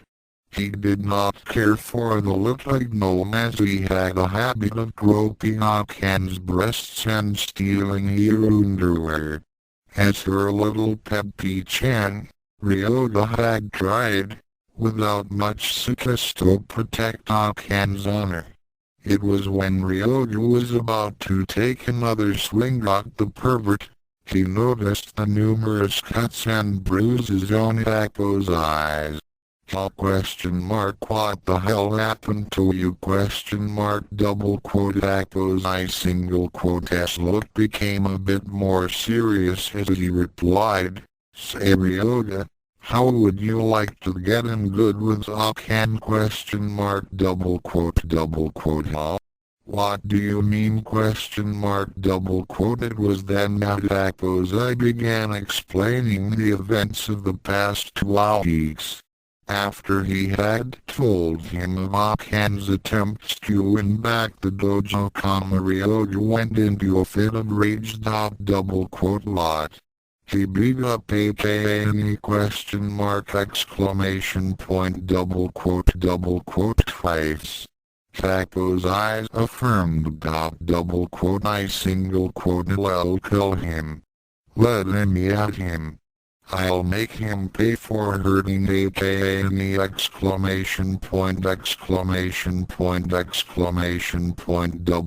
Tako's eye smiled. The boy had taken the bait, hook, line and sinker. Now Ryoga. I admire your spirit, but it'll take more than that to beat White Claw. He knows how to use the Neko Ken, just like Ranma, but better. Even he couldn't beat him. The ancient pervert winced at the memories. Those last statements got Ryoga's attention as he remembered back to his last encounter with Ranma. His rival had easily overpowered him, unfractured a rib. Ranma's words had stuck to him since then. Though he hated to admit it, his skills were absolutely useless against the Neko Ken. That was the reason why he had tried to get Shampoo's great-grandmother to teach it to him. When she refused, he had set out to try and learn it on his own, but with no success. He had managed to get a copy of the Neko Ken training manual from a street vendor in Okinawa, but due to his inability to find places, he was unable to carry out the simple training procedure. Collecting cats were easy, but remembering where he had dug a deep pit was not. Finally, after a week of frustrating failures, he reread the manual and, to his dismay, found out that even if he did manage to get those cats into the pit, he was far too old to learn the technique. The manual stated that the trainee must be under 10 years of age to learn a job. Unfortunately for him, he was so depressed over reading that second page, he had failed to read the third page, which stated the instability one would gain if they survived the training. He had burned his copy in a fit of anger before reading it. How would you like to learn the Neko Ken? I said. This got Ryoga's attention as he considered the perverted master with suspicion. What did you say? I can teach you the Neko Ken. Yeah, right, Gramps. Ryoga scoffed. Don't think that I don't know about the cat fist training. I got a hold of a copy of the manual a few days ago. I know you're supposed to jump into a pit of cats with fish sausage, but you also know that you've got to be under 10 years old to learn it. I destroyed the book after I read that. That single quote is not a problem. I shrugged. I can make it possible for someone like you to learn that powerful technique. Just think of it. You'll be as powerful as Ranma once you learn it, and nobody would be able to stop you. And think of how grateful I would be once you get back the sign. Since I am the one who trained you in it, technically that would make you a member of the Anything Goes. Now would it? Ryoga began getting fantasies about how Ken would react as he came to their house in triumph with the dojo's sign in hand. He could just see her hugging and kissing him as the conquering hero. He suddenly pushed those thoughts aside as he realized something. Wait a minute. What's the catch? What do you mean? I asked. If it was possible for me to learn such a powerful technique, then how come you didn't try to learn it? The old pervert was a bit surprised at the sudden intelligence the normal Idensa martial artist displayed. He hurriedly covered his expression. Well, it's far too late for me to learn it. After all, I'm over 300, you know. And the fact that the technique would drive anyone insane at the sight of a cat. I silently added, realizing Ryoga had not read the entire manual. But a young boy like you still has a chance to gain the Neko Ken, even though you're 6 years past the maximum age requirement. In any case, I'm far too injured from my last battles to be able to undergo the training. You're young and strong. You'll do fine! Ryoga looked at Akko's eye with a very long and suspicious glare. You're sure that I'll be able to master the cat fist? I'll be able to beat this white claw? Absolutely. Akko's eye replied with his most honest-looking smile. I'd thought you'll be able to learn it within a few days at most. The ancient pervert was of course certain that even with the flawed Neko Ken, Ryoga shouldn't stand a chance against White Claw, but he may gain sufficient power to wear down the feliner enough for Akko's eye to deliver the coup de grace. And then, Tigre and all the rest of those lovelies would be his for the taking. Furthermore, he would get the dojo's sign and have yet another thing to hold over the heads of his sniveling students. They wouldn't dare defeat him again. Yes, he would let this gullible fool do all the work for him and he'd reap all the rewards. Ryoga began weighing his options, and the one thought that tipped the scales in Akko's eye's favor was the one about Akan and how happy she would be to leave the sign back. If there was one thing in his dismal and pathetic life that made him happy, It was seeing his beloved Ken happy I single quote lol do double quote echoes. I smiled as he reached into his GI and removed a small object. Well, to start your training, you'll have to eat this special mushroom double quote. Before Ryoga could ask what it was for, Tako's eye moved with lightning speed and shoved it into Ryoga's open mouth. He then hit a pressure point, which caused the lost boy to swallow by reflex. As soon as the lost boy digested it, he suddenly shrunk down and was soon buried beneath the pile of his own clothes. Tako's eye stepped back and grinned as he saw a tiny head pop out from beneath the clothes. Hey! What was that for? Ryoga sputtered angrily, then realized that his voice was much higher than before and that Tako's eye seemed to be much larger. He looked down at himself and saw in horror that he had been shrunk down to what he was when he was 6 years old. What did you do to me? ? Change me back. I'll GRK! Double quote echoes. I smiled evilly after knocking out the little boy with a sleeper point. He looked over the boy and nodded. The special mushrooms that he had found in China worked like a charm.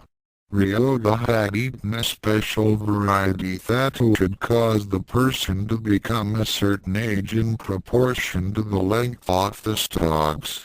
Since he had eaten a 6-centimeter mushroom, he was no 6 years old. His body no longer had the vast strength or endurance father had gained from the Bakusai Tenketsu training. However, the fact that he still had the mind of a teenager was a concern. The mental state of Ryoga had to match that of his age in order for the psychological effect of the Neko Ken training to work. The perverted master shrugged as he had the solution to that. He also withdrew from his GI, a small bottle with the number 110 on it. He smirked as he remembered back to the old days when he stole this bottle and various offered items from the Chinese Amazons. He had secretly learned the techniques of the Zaifang Shiatsu and was confident that he could duplicate it. With that he started pouring the shampoo on the boy's head. Unfortunately, Tako's eye's attempt to manipulate Ryoga's memories was less than stellar and he would not know until later how much mental damage he would cause. About 3 days later, Tako's eye was ready to begin training his pupil in the most dangerous of all techniques. Flog cat fist. After getting about 50 or so starving cats and dumping them into a deep pit, Ethan wrapped Ryoga up in fish sausage and tossed him into the pit. Double quote no. The little boy screamed as he was thrown into the hole. This time, Ryoga would truly know held up back in Egypt. A day before all this had happened, Ranma had considered all that Bast had told him of the feliner and the catfist. The cat goddess was now patiently waiting for Ranma's answer of whether or not he would become her avatar. Double quote. Are you sure that White Claw will still want to kill me? ? Double quote. Bast nodded. That, I am certain. White Claw and his clan are among the strongest and most deadliest of all the feline. They are also the most malicious. They will see you as a threat to their position at the head of the feline. White Claw and his ancestors were the ones responsible for destroying many innocent lives. especially those that had fallen under the flawed Neko Ken. Instead of curing them and helping them adapt, perhaps being inducted into the feline army, they instead took their lives and showed them no mercy. Many of those poor souls could have been saved and given new blood into the race, but White Claw's clan wants none to surpass them. Right now, the only reason why you are still alive is that the Kolanjara is just toying with you. Sooner or later, he will kill you. It is imperative that you master the true cat fist. Only then will you have the strength to face off against White Claw. Also, as my avatar, you also will be able to exert great influence in the feline army and help it back along its true path. You can save many innocents and protect your friends. Now I ask you again, will you become my avatar? ? Ranma considered the beautiful cat goddess in front of him and looked deeply into the green depths of her eyes. Finally, after a long moment, he nodded. Bastet smiled as she commanded him to kneel before her. She then placed a hand on his head and said, Kojiro Shinkara, Ranma Sodom of the feline army, I do hereby acknowledge you as one of my avatars and grant you a portion of my power. Rise, my representative. A faint glow was emitted from her hand, which then flowed into Ranma's body and caused him to tingle all over. Ranma then got back to his feet, feeling the surge of energy in his form as Bastat's gift flowed through him. He gazed at the cat goddess in awe. Bast smiled as she said, my power and my thoughts are now within you. You will learn in time of the gifts that I have bestowed upon you. Use them wisely. And now, the training shall commence. Follow me. With these words, the two vanished from Egypt. In China, Yukio breathed out a sigh of relief as she approached the Shaolin temple where Ranma's friend and mentor, Tung Kwai, resided. The aged priest smiled as he caught sight of the young chef and heir to the Kwanji Okonomiyaki School of Martial Arts. The trip had been a long and difficult one as Yukio had to travel up and down the countryside to find this remote area. Greetings to you, young one. I am Tung Kwai, the head priest of this temple. May I help you? ? Yukio bowed to the priest as she returned the greeting. Hello. My name is Sakio Kwanji and yes. Kojiro had told me about you. I suspected who you were from his descriptions. That spatula on your back ticked me off. Yukio was a bit surprised when she heard this. You know Kojiro? He's here? ? He was. I'm afraid that you missed him. He had departed from this temple a week ago and I haven't heard from him since.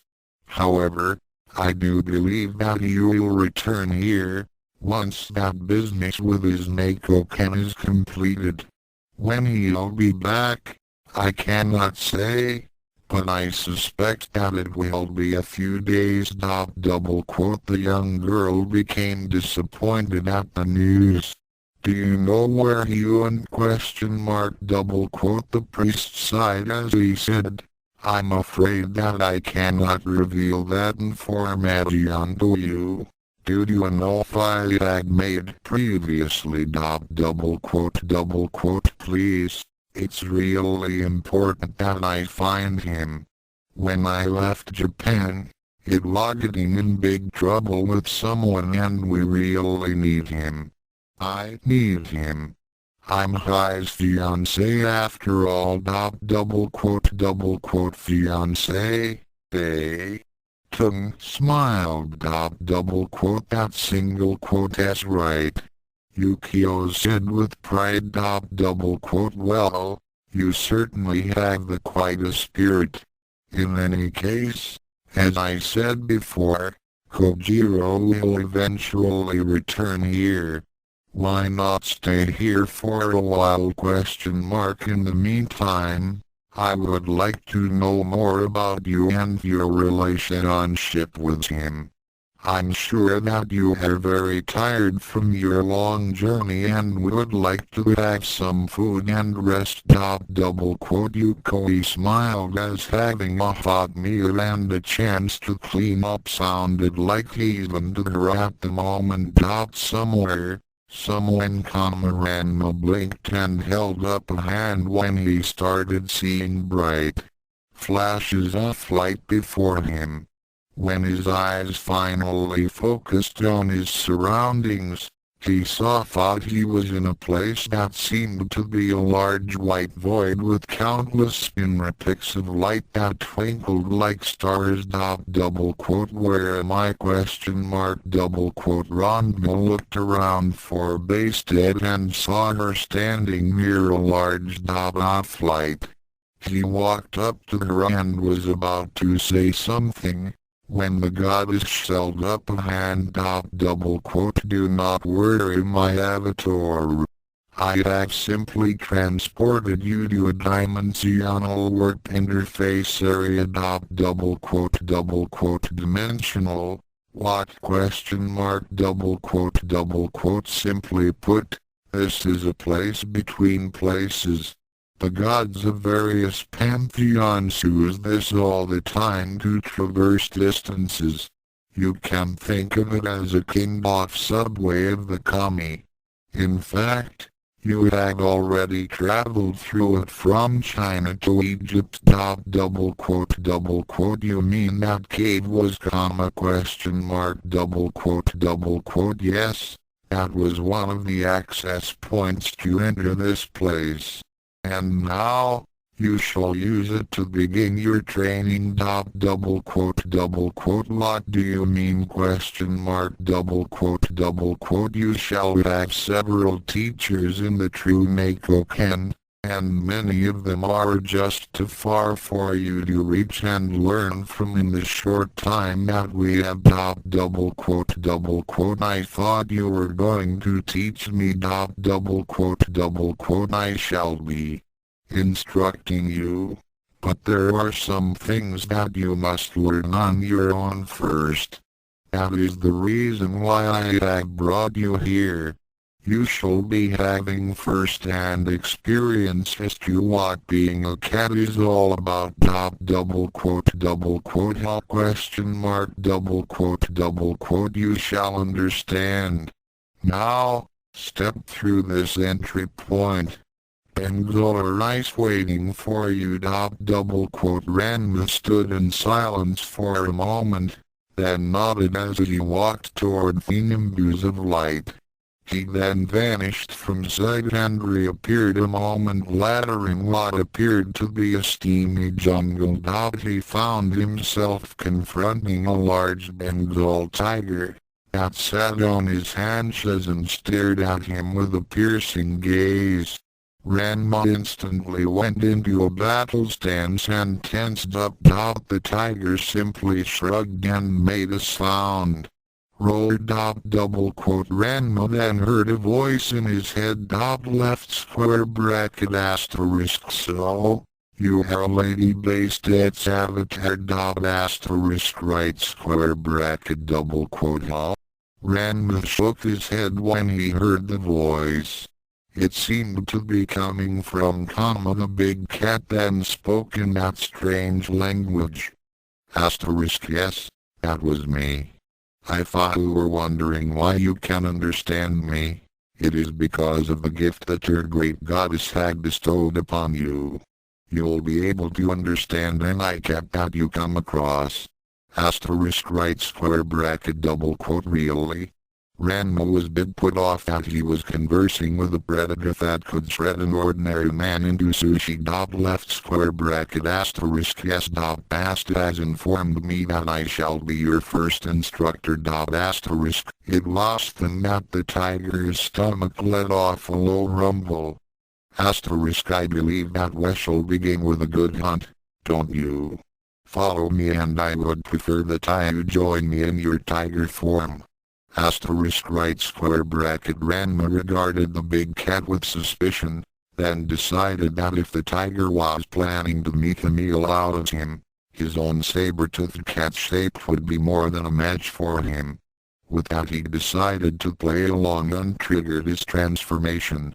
When he became a huge feline, he began following his counterpart deeper into the jungle. Back in the dimensional interface area, Bastet smiled as she watched through the viewing port at her new avatar. She knew that Ranma would be up to the challenge as he had already spent more than 2 months as a tiger before. However, since returning to Japan, Ranma had refrained from using his hybrid and feline shapes unless it was necessary, and therefore added to the problem of his instability and less power to the Neko Ken. For Ranma to truly understand the nature of the cat fist, he would have to rediscover the experiences he had as a cat. And who better to help him fully develop his cat powers than actual felines themselves? Bastet nodded as she watched her protege and Bengoer tear into a deer. For the next few days, Ranma traveled all over the world by using the dimensional interface to cross vast distances. Each time he arrived at a place, a feline that was native to that part of the world would begin instructing him on various exercises and their secrets. Ranma would learn to utilize his senses to the utmost while hunting. His animal instincts, especially his sixth sense, became finely tuned as his physical prowess was pushed to the limits. Left parenthesis in the next few paragraphs. We shall be having a bit of a training montage with a song from Disney's Tarzan, which inspired me to write this. Ranma was chasing after a mischievous lynx on all fours as they leapt through the branches of trees. He landed on a branch that was too thin to support his human form and he fell to the ground and landed hard on his rear. OW. Ranma winced as he rubbed his sore butt. Left square bracket asterisk here. You're going to have to do better than that. Asterisk the lynx sneered as bounded away. Less than oh the power to be strong, and the wisdom to be wise. Greater than less than all these things will come to you in time! Greater than Ranma was now racing after a cheetah across the plains of Africa as they charged a herd of zebras. Less than on this journey that you are making, there you'll be answers that you seek. Greater than less than and it's you who will climb the mountain, it's you who will reach the peak! Greater than Ranma tumbled down a rocky incline in the valley and landed painfully on his left. Above him, a puma shook his head and sighed. Left square bracket asterisk let's single quote try that again. Asterisk right square bracket less than son of man. Look to the sky.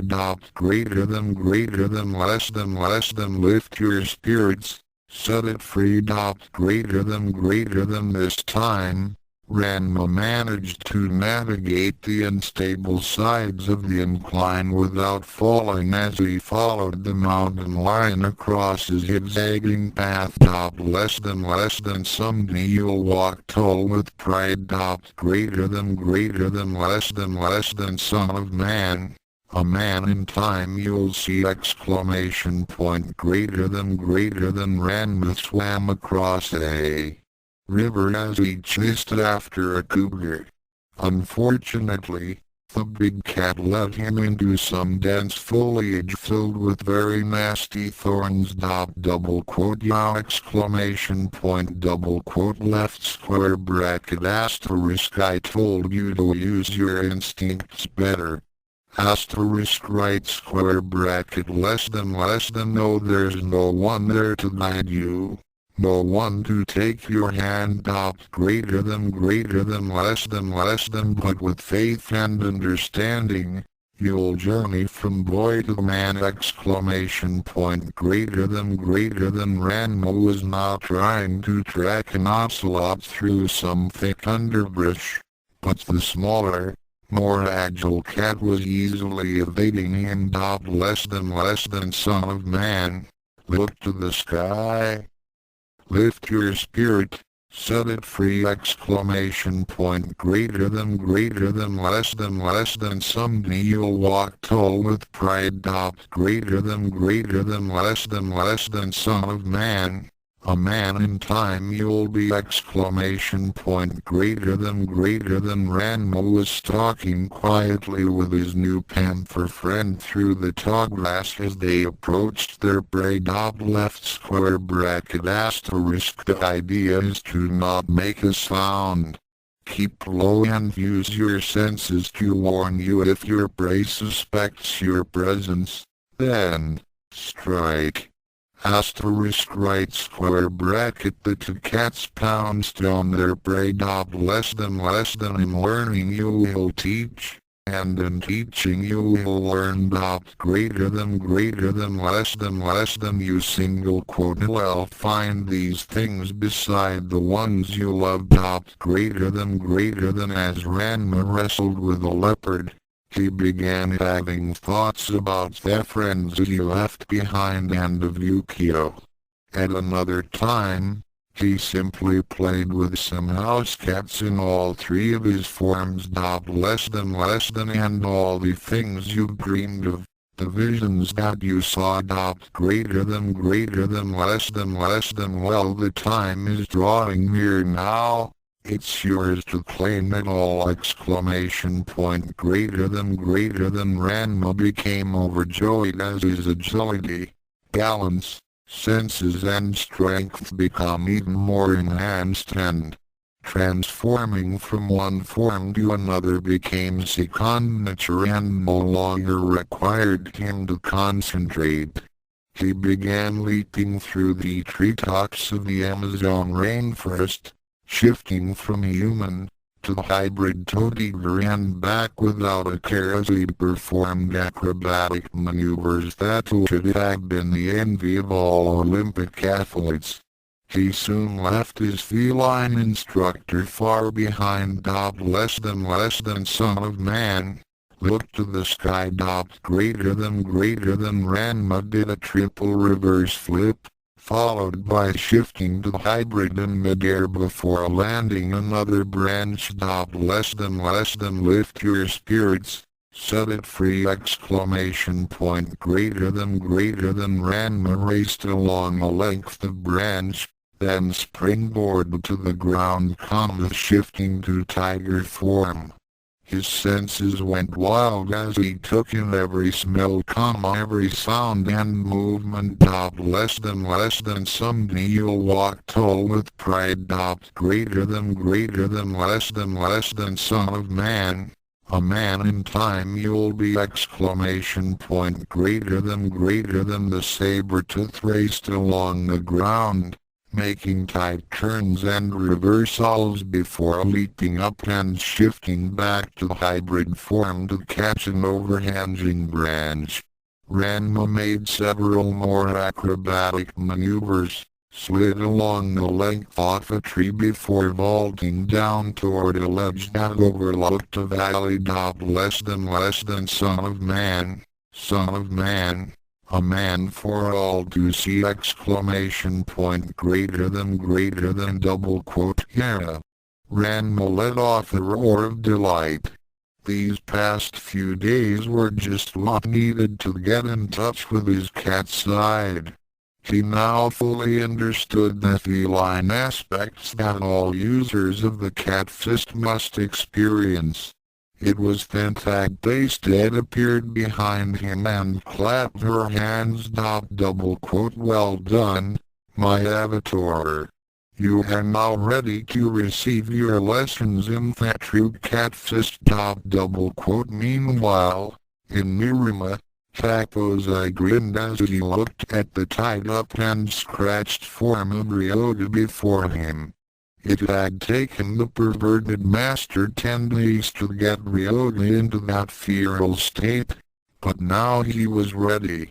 When the 6-year-old had emerged from the pit in a maddened state, Takozai had just barely managed to paralyze him with a pressure point.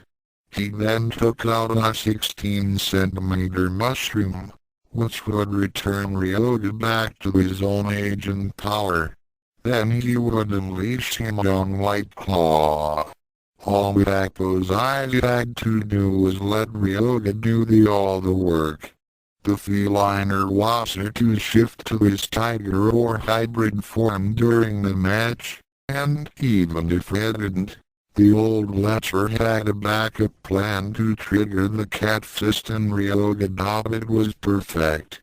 Nothing could go wrong! After forcing the mushroom down the boy's mouth and making him swallow it by manipulating a pressure point, Takozai watched Ryoga return to his original age.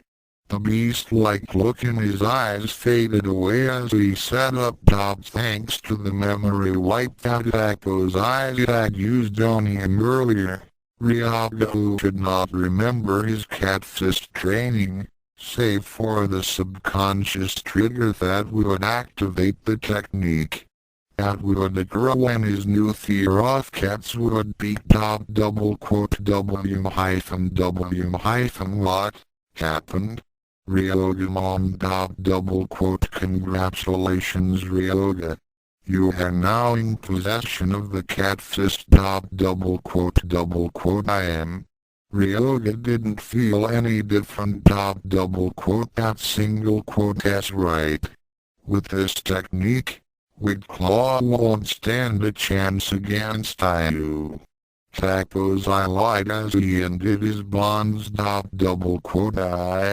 don't remember the training or anything else for the last few days. Are you sure? Yes I am. Takozai had already witnessed Ryoga's cat-like behavior when he emerged from the pit. The lost boy had shredded a telephone pole with his great fingers like a sketching post. Oh yes, Ryoga knew the cat fist all right. He was far faster and more agile in his feral state. With the return of his teenage body, and some special aggression points he had secretly added, the lost boy was now ready to face off against White Claw. Nothing could stop Takozai. Unknown to both of them, the mental trauma that Ryoga had suffered had left more subconscious damage to his mind than the scheming pervert had figured on. In addition to Ryoga's constant state of depression, the flawed Neko Ken had now made the martial artist into a walking time bomb with far more greater consequences than Genma's master would ever realize. Things were going to get ugly. To be continued. Next chapter, Ryoga vs White Claw. Takozai thinks that he had found a way to beat the colon jar, but he will soon realize a great error in judgment. Ranma continues in his training. Cat Fist Fury disclaimer. The standard disclaimer is not in right now, so please leave your name, number and trademark at the sound of the beat. Note, this chapter will be a bit on the dark side. Less than greater than. Thoughts left square bracket, Cat Language Chapter 21. Happy Days No More. Ranma re-entered the dimensional interface to meet Bastet and saw that the cat goddess was not alone. Beside her was a small white house cat with a plume of blue hair on its forehead. "Welcome back, my avatar. Fast bird. You have done very well so far in your training.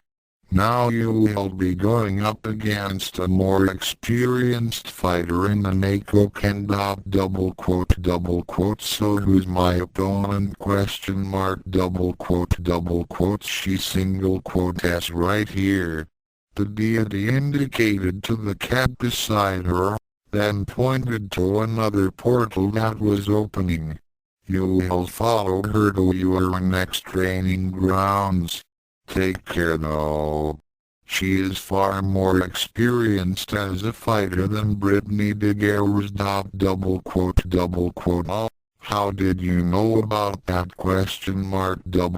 When the goddess smiled and said nothing, the cat fist fighter sighed and nodded. Ranma was a little confused at the appearance of his next opponent, but this was part of the training, so he decided to go along with it. After stepping through the portal, he found himself in a secluded valley surrounded by trees and a waterfall nearby. "Meow. The white feline said. "We shall begin training in a moment. Right square bracket." Ranma was startled for a moment, then remembered that he could understand cats now. Sure. So what's your name? Left square bracket. I am Felicia. Right square bracket. At that instant, a bolt of lightning came down on top of her and her small body began to expand and morph into a human-like form. Ranma's eyes widened as he saw an innocent-looking house cat transform into a female version of his own hybrid form. The plume of blue hair grew, until it was a thick mane, that went down to her waist. Her front legs elongated and the paws grew opposable thumbs. Her hind legs also lengthened as her feet reshaped themselves to mimic those of a human's. Her shiny white coat became sparse and certain areas of her body became less covered with hair.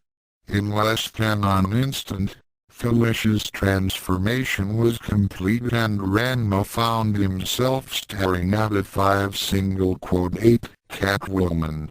Correction, he was blushing out of a sexy-looking Catwoman. He was on the verge of a major nosebleed. Felicia was an exotic dancer in Las Vegas and kept herself in prima condition for her shows. Most people believed that her form was just a funky cat costume instead of her true body. And what a body it was! She had curves that most supermodels would die for, and the way that her private areas were covered by white fur, it looked as if she was wearing a very skimpy bikini with a tail. Her ample breasts had some stripes of white which just barely kept within the realms of modesty. Her nether regions were also scantily furred and Ranma had to force himself not to look up her tail. Her face was heart-shaped, with green eyes tilted up like a cat's. In the sides of her head were bands of fur that made it look like she was wearing a kerchief. Near the top of her head, a pair of blonde ears sprouted out, complimenting her appearance. Felicia chuckled as she saw how uncomfortable Ranma was. She also remembered that she was currently emitting moderate amounts of pheromones, which was probably giving him a hormone attack. She mentally began reining in those chemicals and spoke to him. I'm sorry if I startled you. The Neko Ken fighter shook himself back to reality. Huh? Oh, not at all. I should have known that Basted would have me fighting against another feline as part of my training. He nervously began scratching the back of his head. Well, actually I'm not a feline. Felicia replied. I'm from a tribe of cat people that have been around as long as the Kirin. We are native to this world. There aren't that many of us left now. We do know of the Neko Ken as we have very strong ties with Bastet. She showed it to us at about the same time as she started taking in the feline as her followers. But enough about me for now. Are you ready to start training? Sure. Ranma got into a ready stance as Felicia held up her hands and extended a set of red, 2-inch long claws. Oh, and by the way, Kojiro is it? I would prefer if you were to fight me in your hybrid form. If you're going up against the colon jar of the feline, you better get used to fighting in that body. Ranma nodded as he triggered the transformation. In an instant, he had become a 7.5-foot tall mass of sinewy muscle and feline fury. This time it was Felicia's libido, which went into overdrive.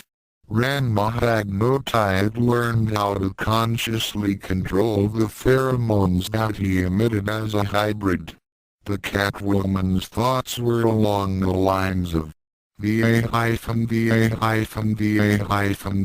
and Kamu baby, and HUBBA-HUBBA exclamation point ER. Kojiro yeah I think the first thing on the agenda is to get you to control those pheromones of yours. What? Felicia blushed a bit as she turned her back. Let's just say that right now, I'm thinking of a different kind of cat action, and I am not referring to the Neko Ken. Meanwhile, back in Mirima White Claw. I challenge you! Exclamation point. The feliner looked down from his hotel window and saw some strange boy with front-taco's eyes. After taking a moment to assess the boy's overall power levels, he shrugged and called down to Ryoga, "Who are you and why are you out challenging me? I am here to get the sign to the Tendo Dojo." Ryoga shouted. Do you now? White Claw smirked. As I recall, that challenge is reserved only for members of the Anything Goes School of Martial Arts. They only have 3 chances left to get it back. He as a member of our school. Tacos I claimed. As the founding master of Anything Goes, I can vouch for him, for I personally trained him. I see. White Claw looked back to Ryoga again, then detected something that made him frown slightly. He then gave another shrug and said, "Very well. I shall accept your challenge. What is your name, boy? Ryoga Hibiki exclamation point. The feliner smiled as he remembered that name from the files he had scanned. In addition to getting all related data about Ranma, He had also had his minions check out all people with a connection to him. A few minutes later, in the empty lot behind the hotel, White Claw and Ryoga faced each other off. Capo's I was watching from the sidelines with a grin. Everything was now set and going according to the ancient letter single quote Splendid. Capo's I had with him a chemical hallucinogen that he had stolen from some alchemists during his trek through China.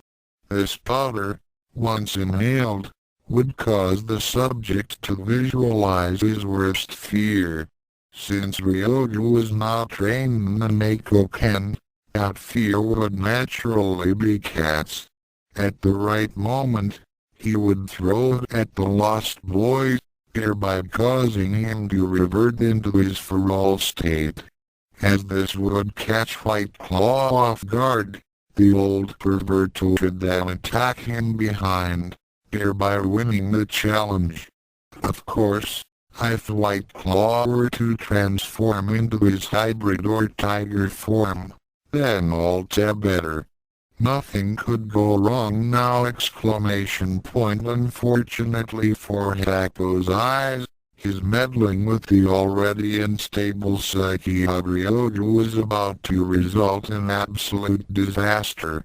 The Neko Ken training comma the magic mushrooms and the Formula 110 shampoo had already destabilized the Lost Boy's tentative hold on reality, and now the final ingredient was about to be added.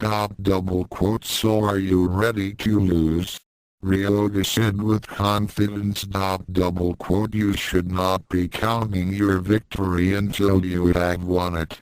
White Claw replied coldly. I warn you.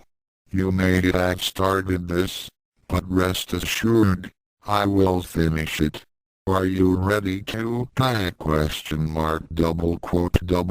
You single quote Ray the one who's going to die, after what you did to Ken.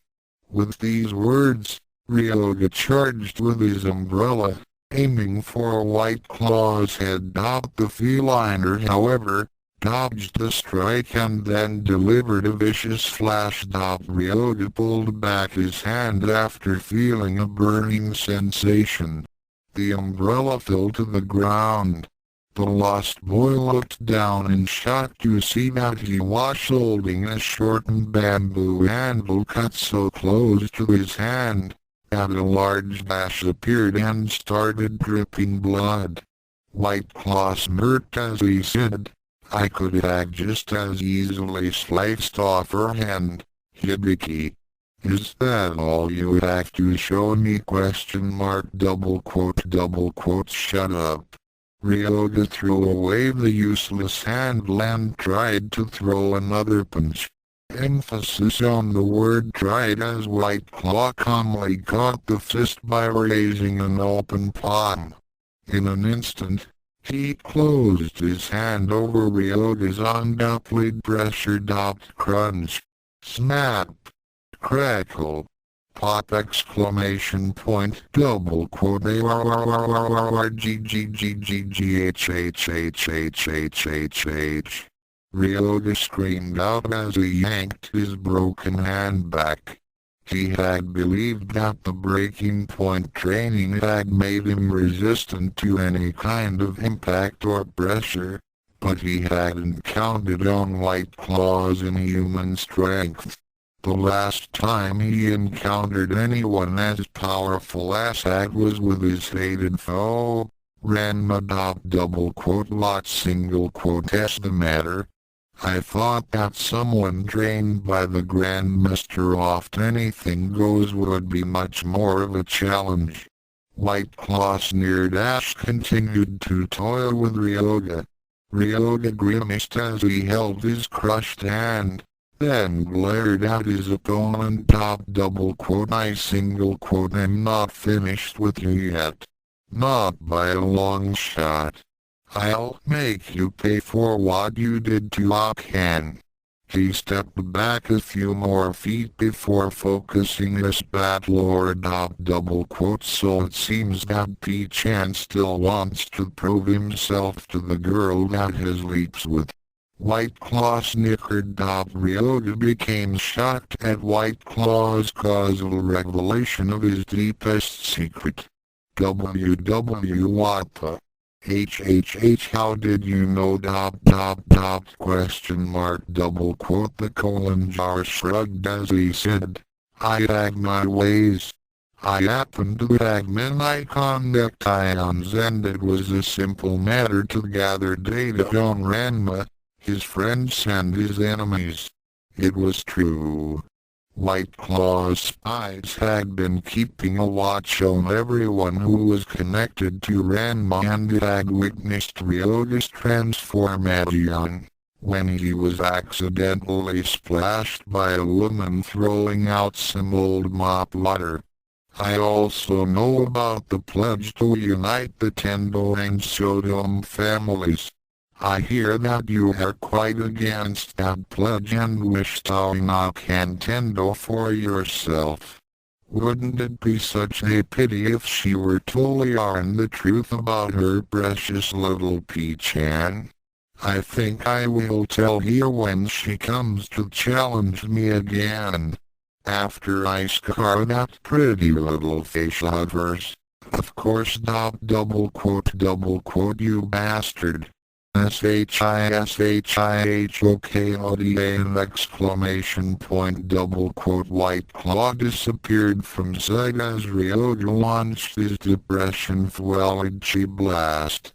He reappeared behind Ryoga. Oh, it looked like her teleported there. He actually moved too fast for the naked eye to track. Just as Ryoga turned around to counter, he gasped out as he was hit by several hard punches to the chest and abdomen, followed by an uppercut slash to the face. Ryoga's head snapped back and blood went spraying as White Claw continued to pick him apart. I gulped as he saw White Claw deliver combination after brutal combination at the Lost Boys, alternating between punches, slashes and kicks. It was only due to his stubbornness that Ryoga remained standing. However, his opponent was not letting him have even the barest of instance to retaliate.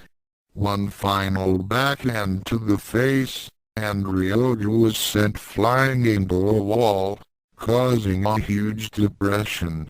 The cement crumbled as Ryoga's bloodied and battered body slid painfully to the ground. White Claw dusted off his hands nonchalantly and said in disgust, such a pity. I would have thought by now you would have shown me your true power. Double quote. Amazingly, Ryoga staggered back to his feet, his face a bruised and crimson mess. His left eye was swollen shut and there was a hideous, vertical gash running up his face from the chin to the forehead. The rest of his body was dripping blood from several deep cuts and apparently, some of his ribs had been broken and he was breathing hard. His clothes were tattered and red with blood. Ryoga was in no shape to battle, but thoughts of can spread him on. Double quote. You haven't beaten me. Yet. Double quote. I saw that it was now or never. Taking a small bag out of EGI, he hurled it at Ryoga.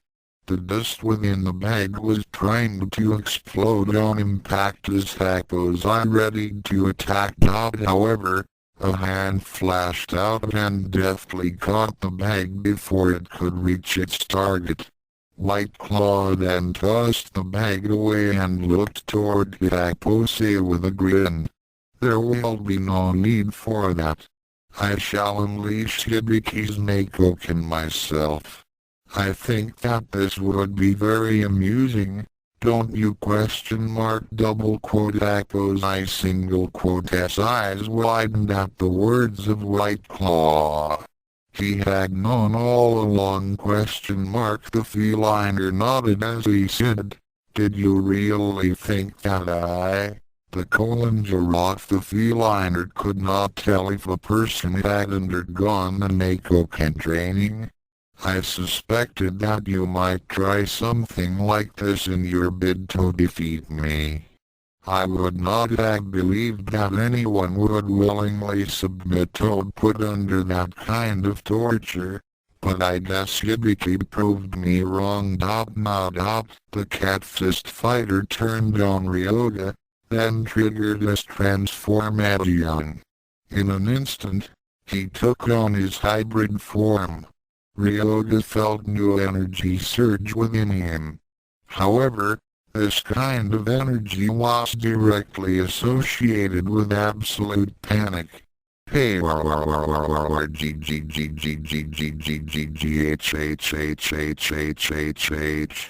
get away from me. The lost boy started scrambling away from the Catman as adrenaline raced through his body, making him ignore the pain of his injuries. However, his body was still sluggish from being pounded.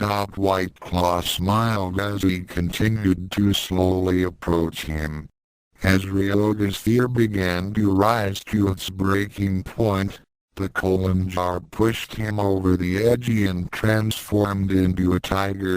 At that point, Ryoga's eyes glazed as he pitched forward and huddled down.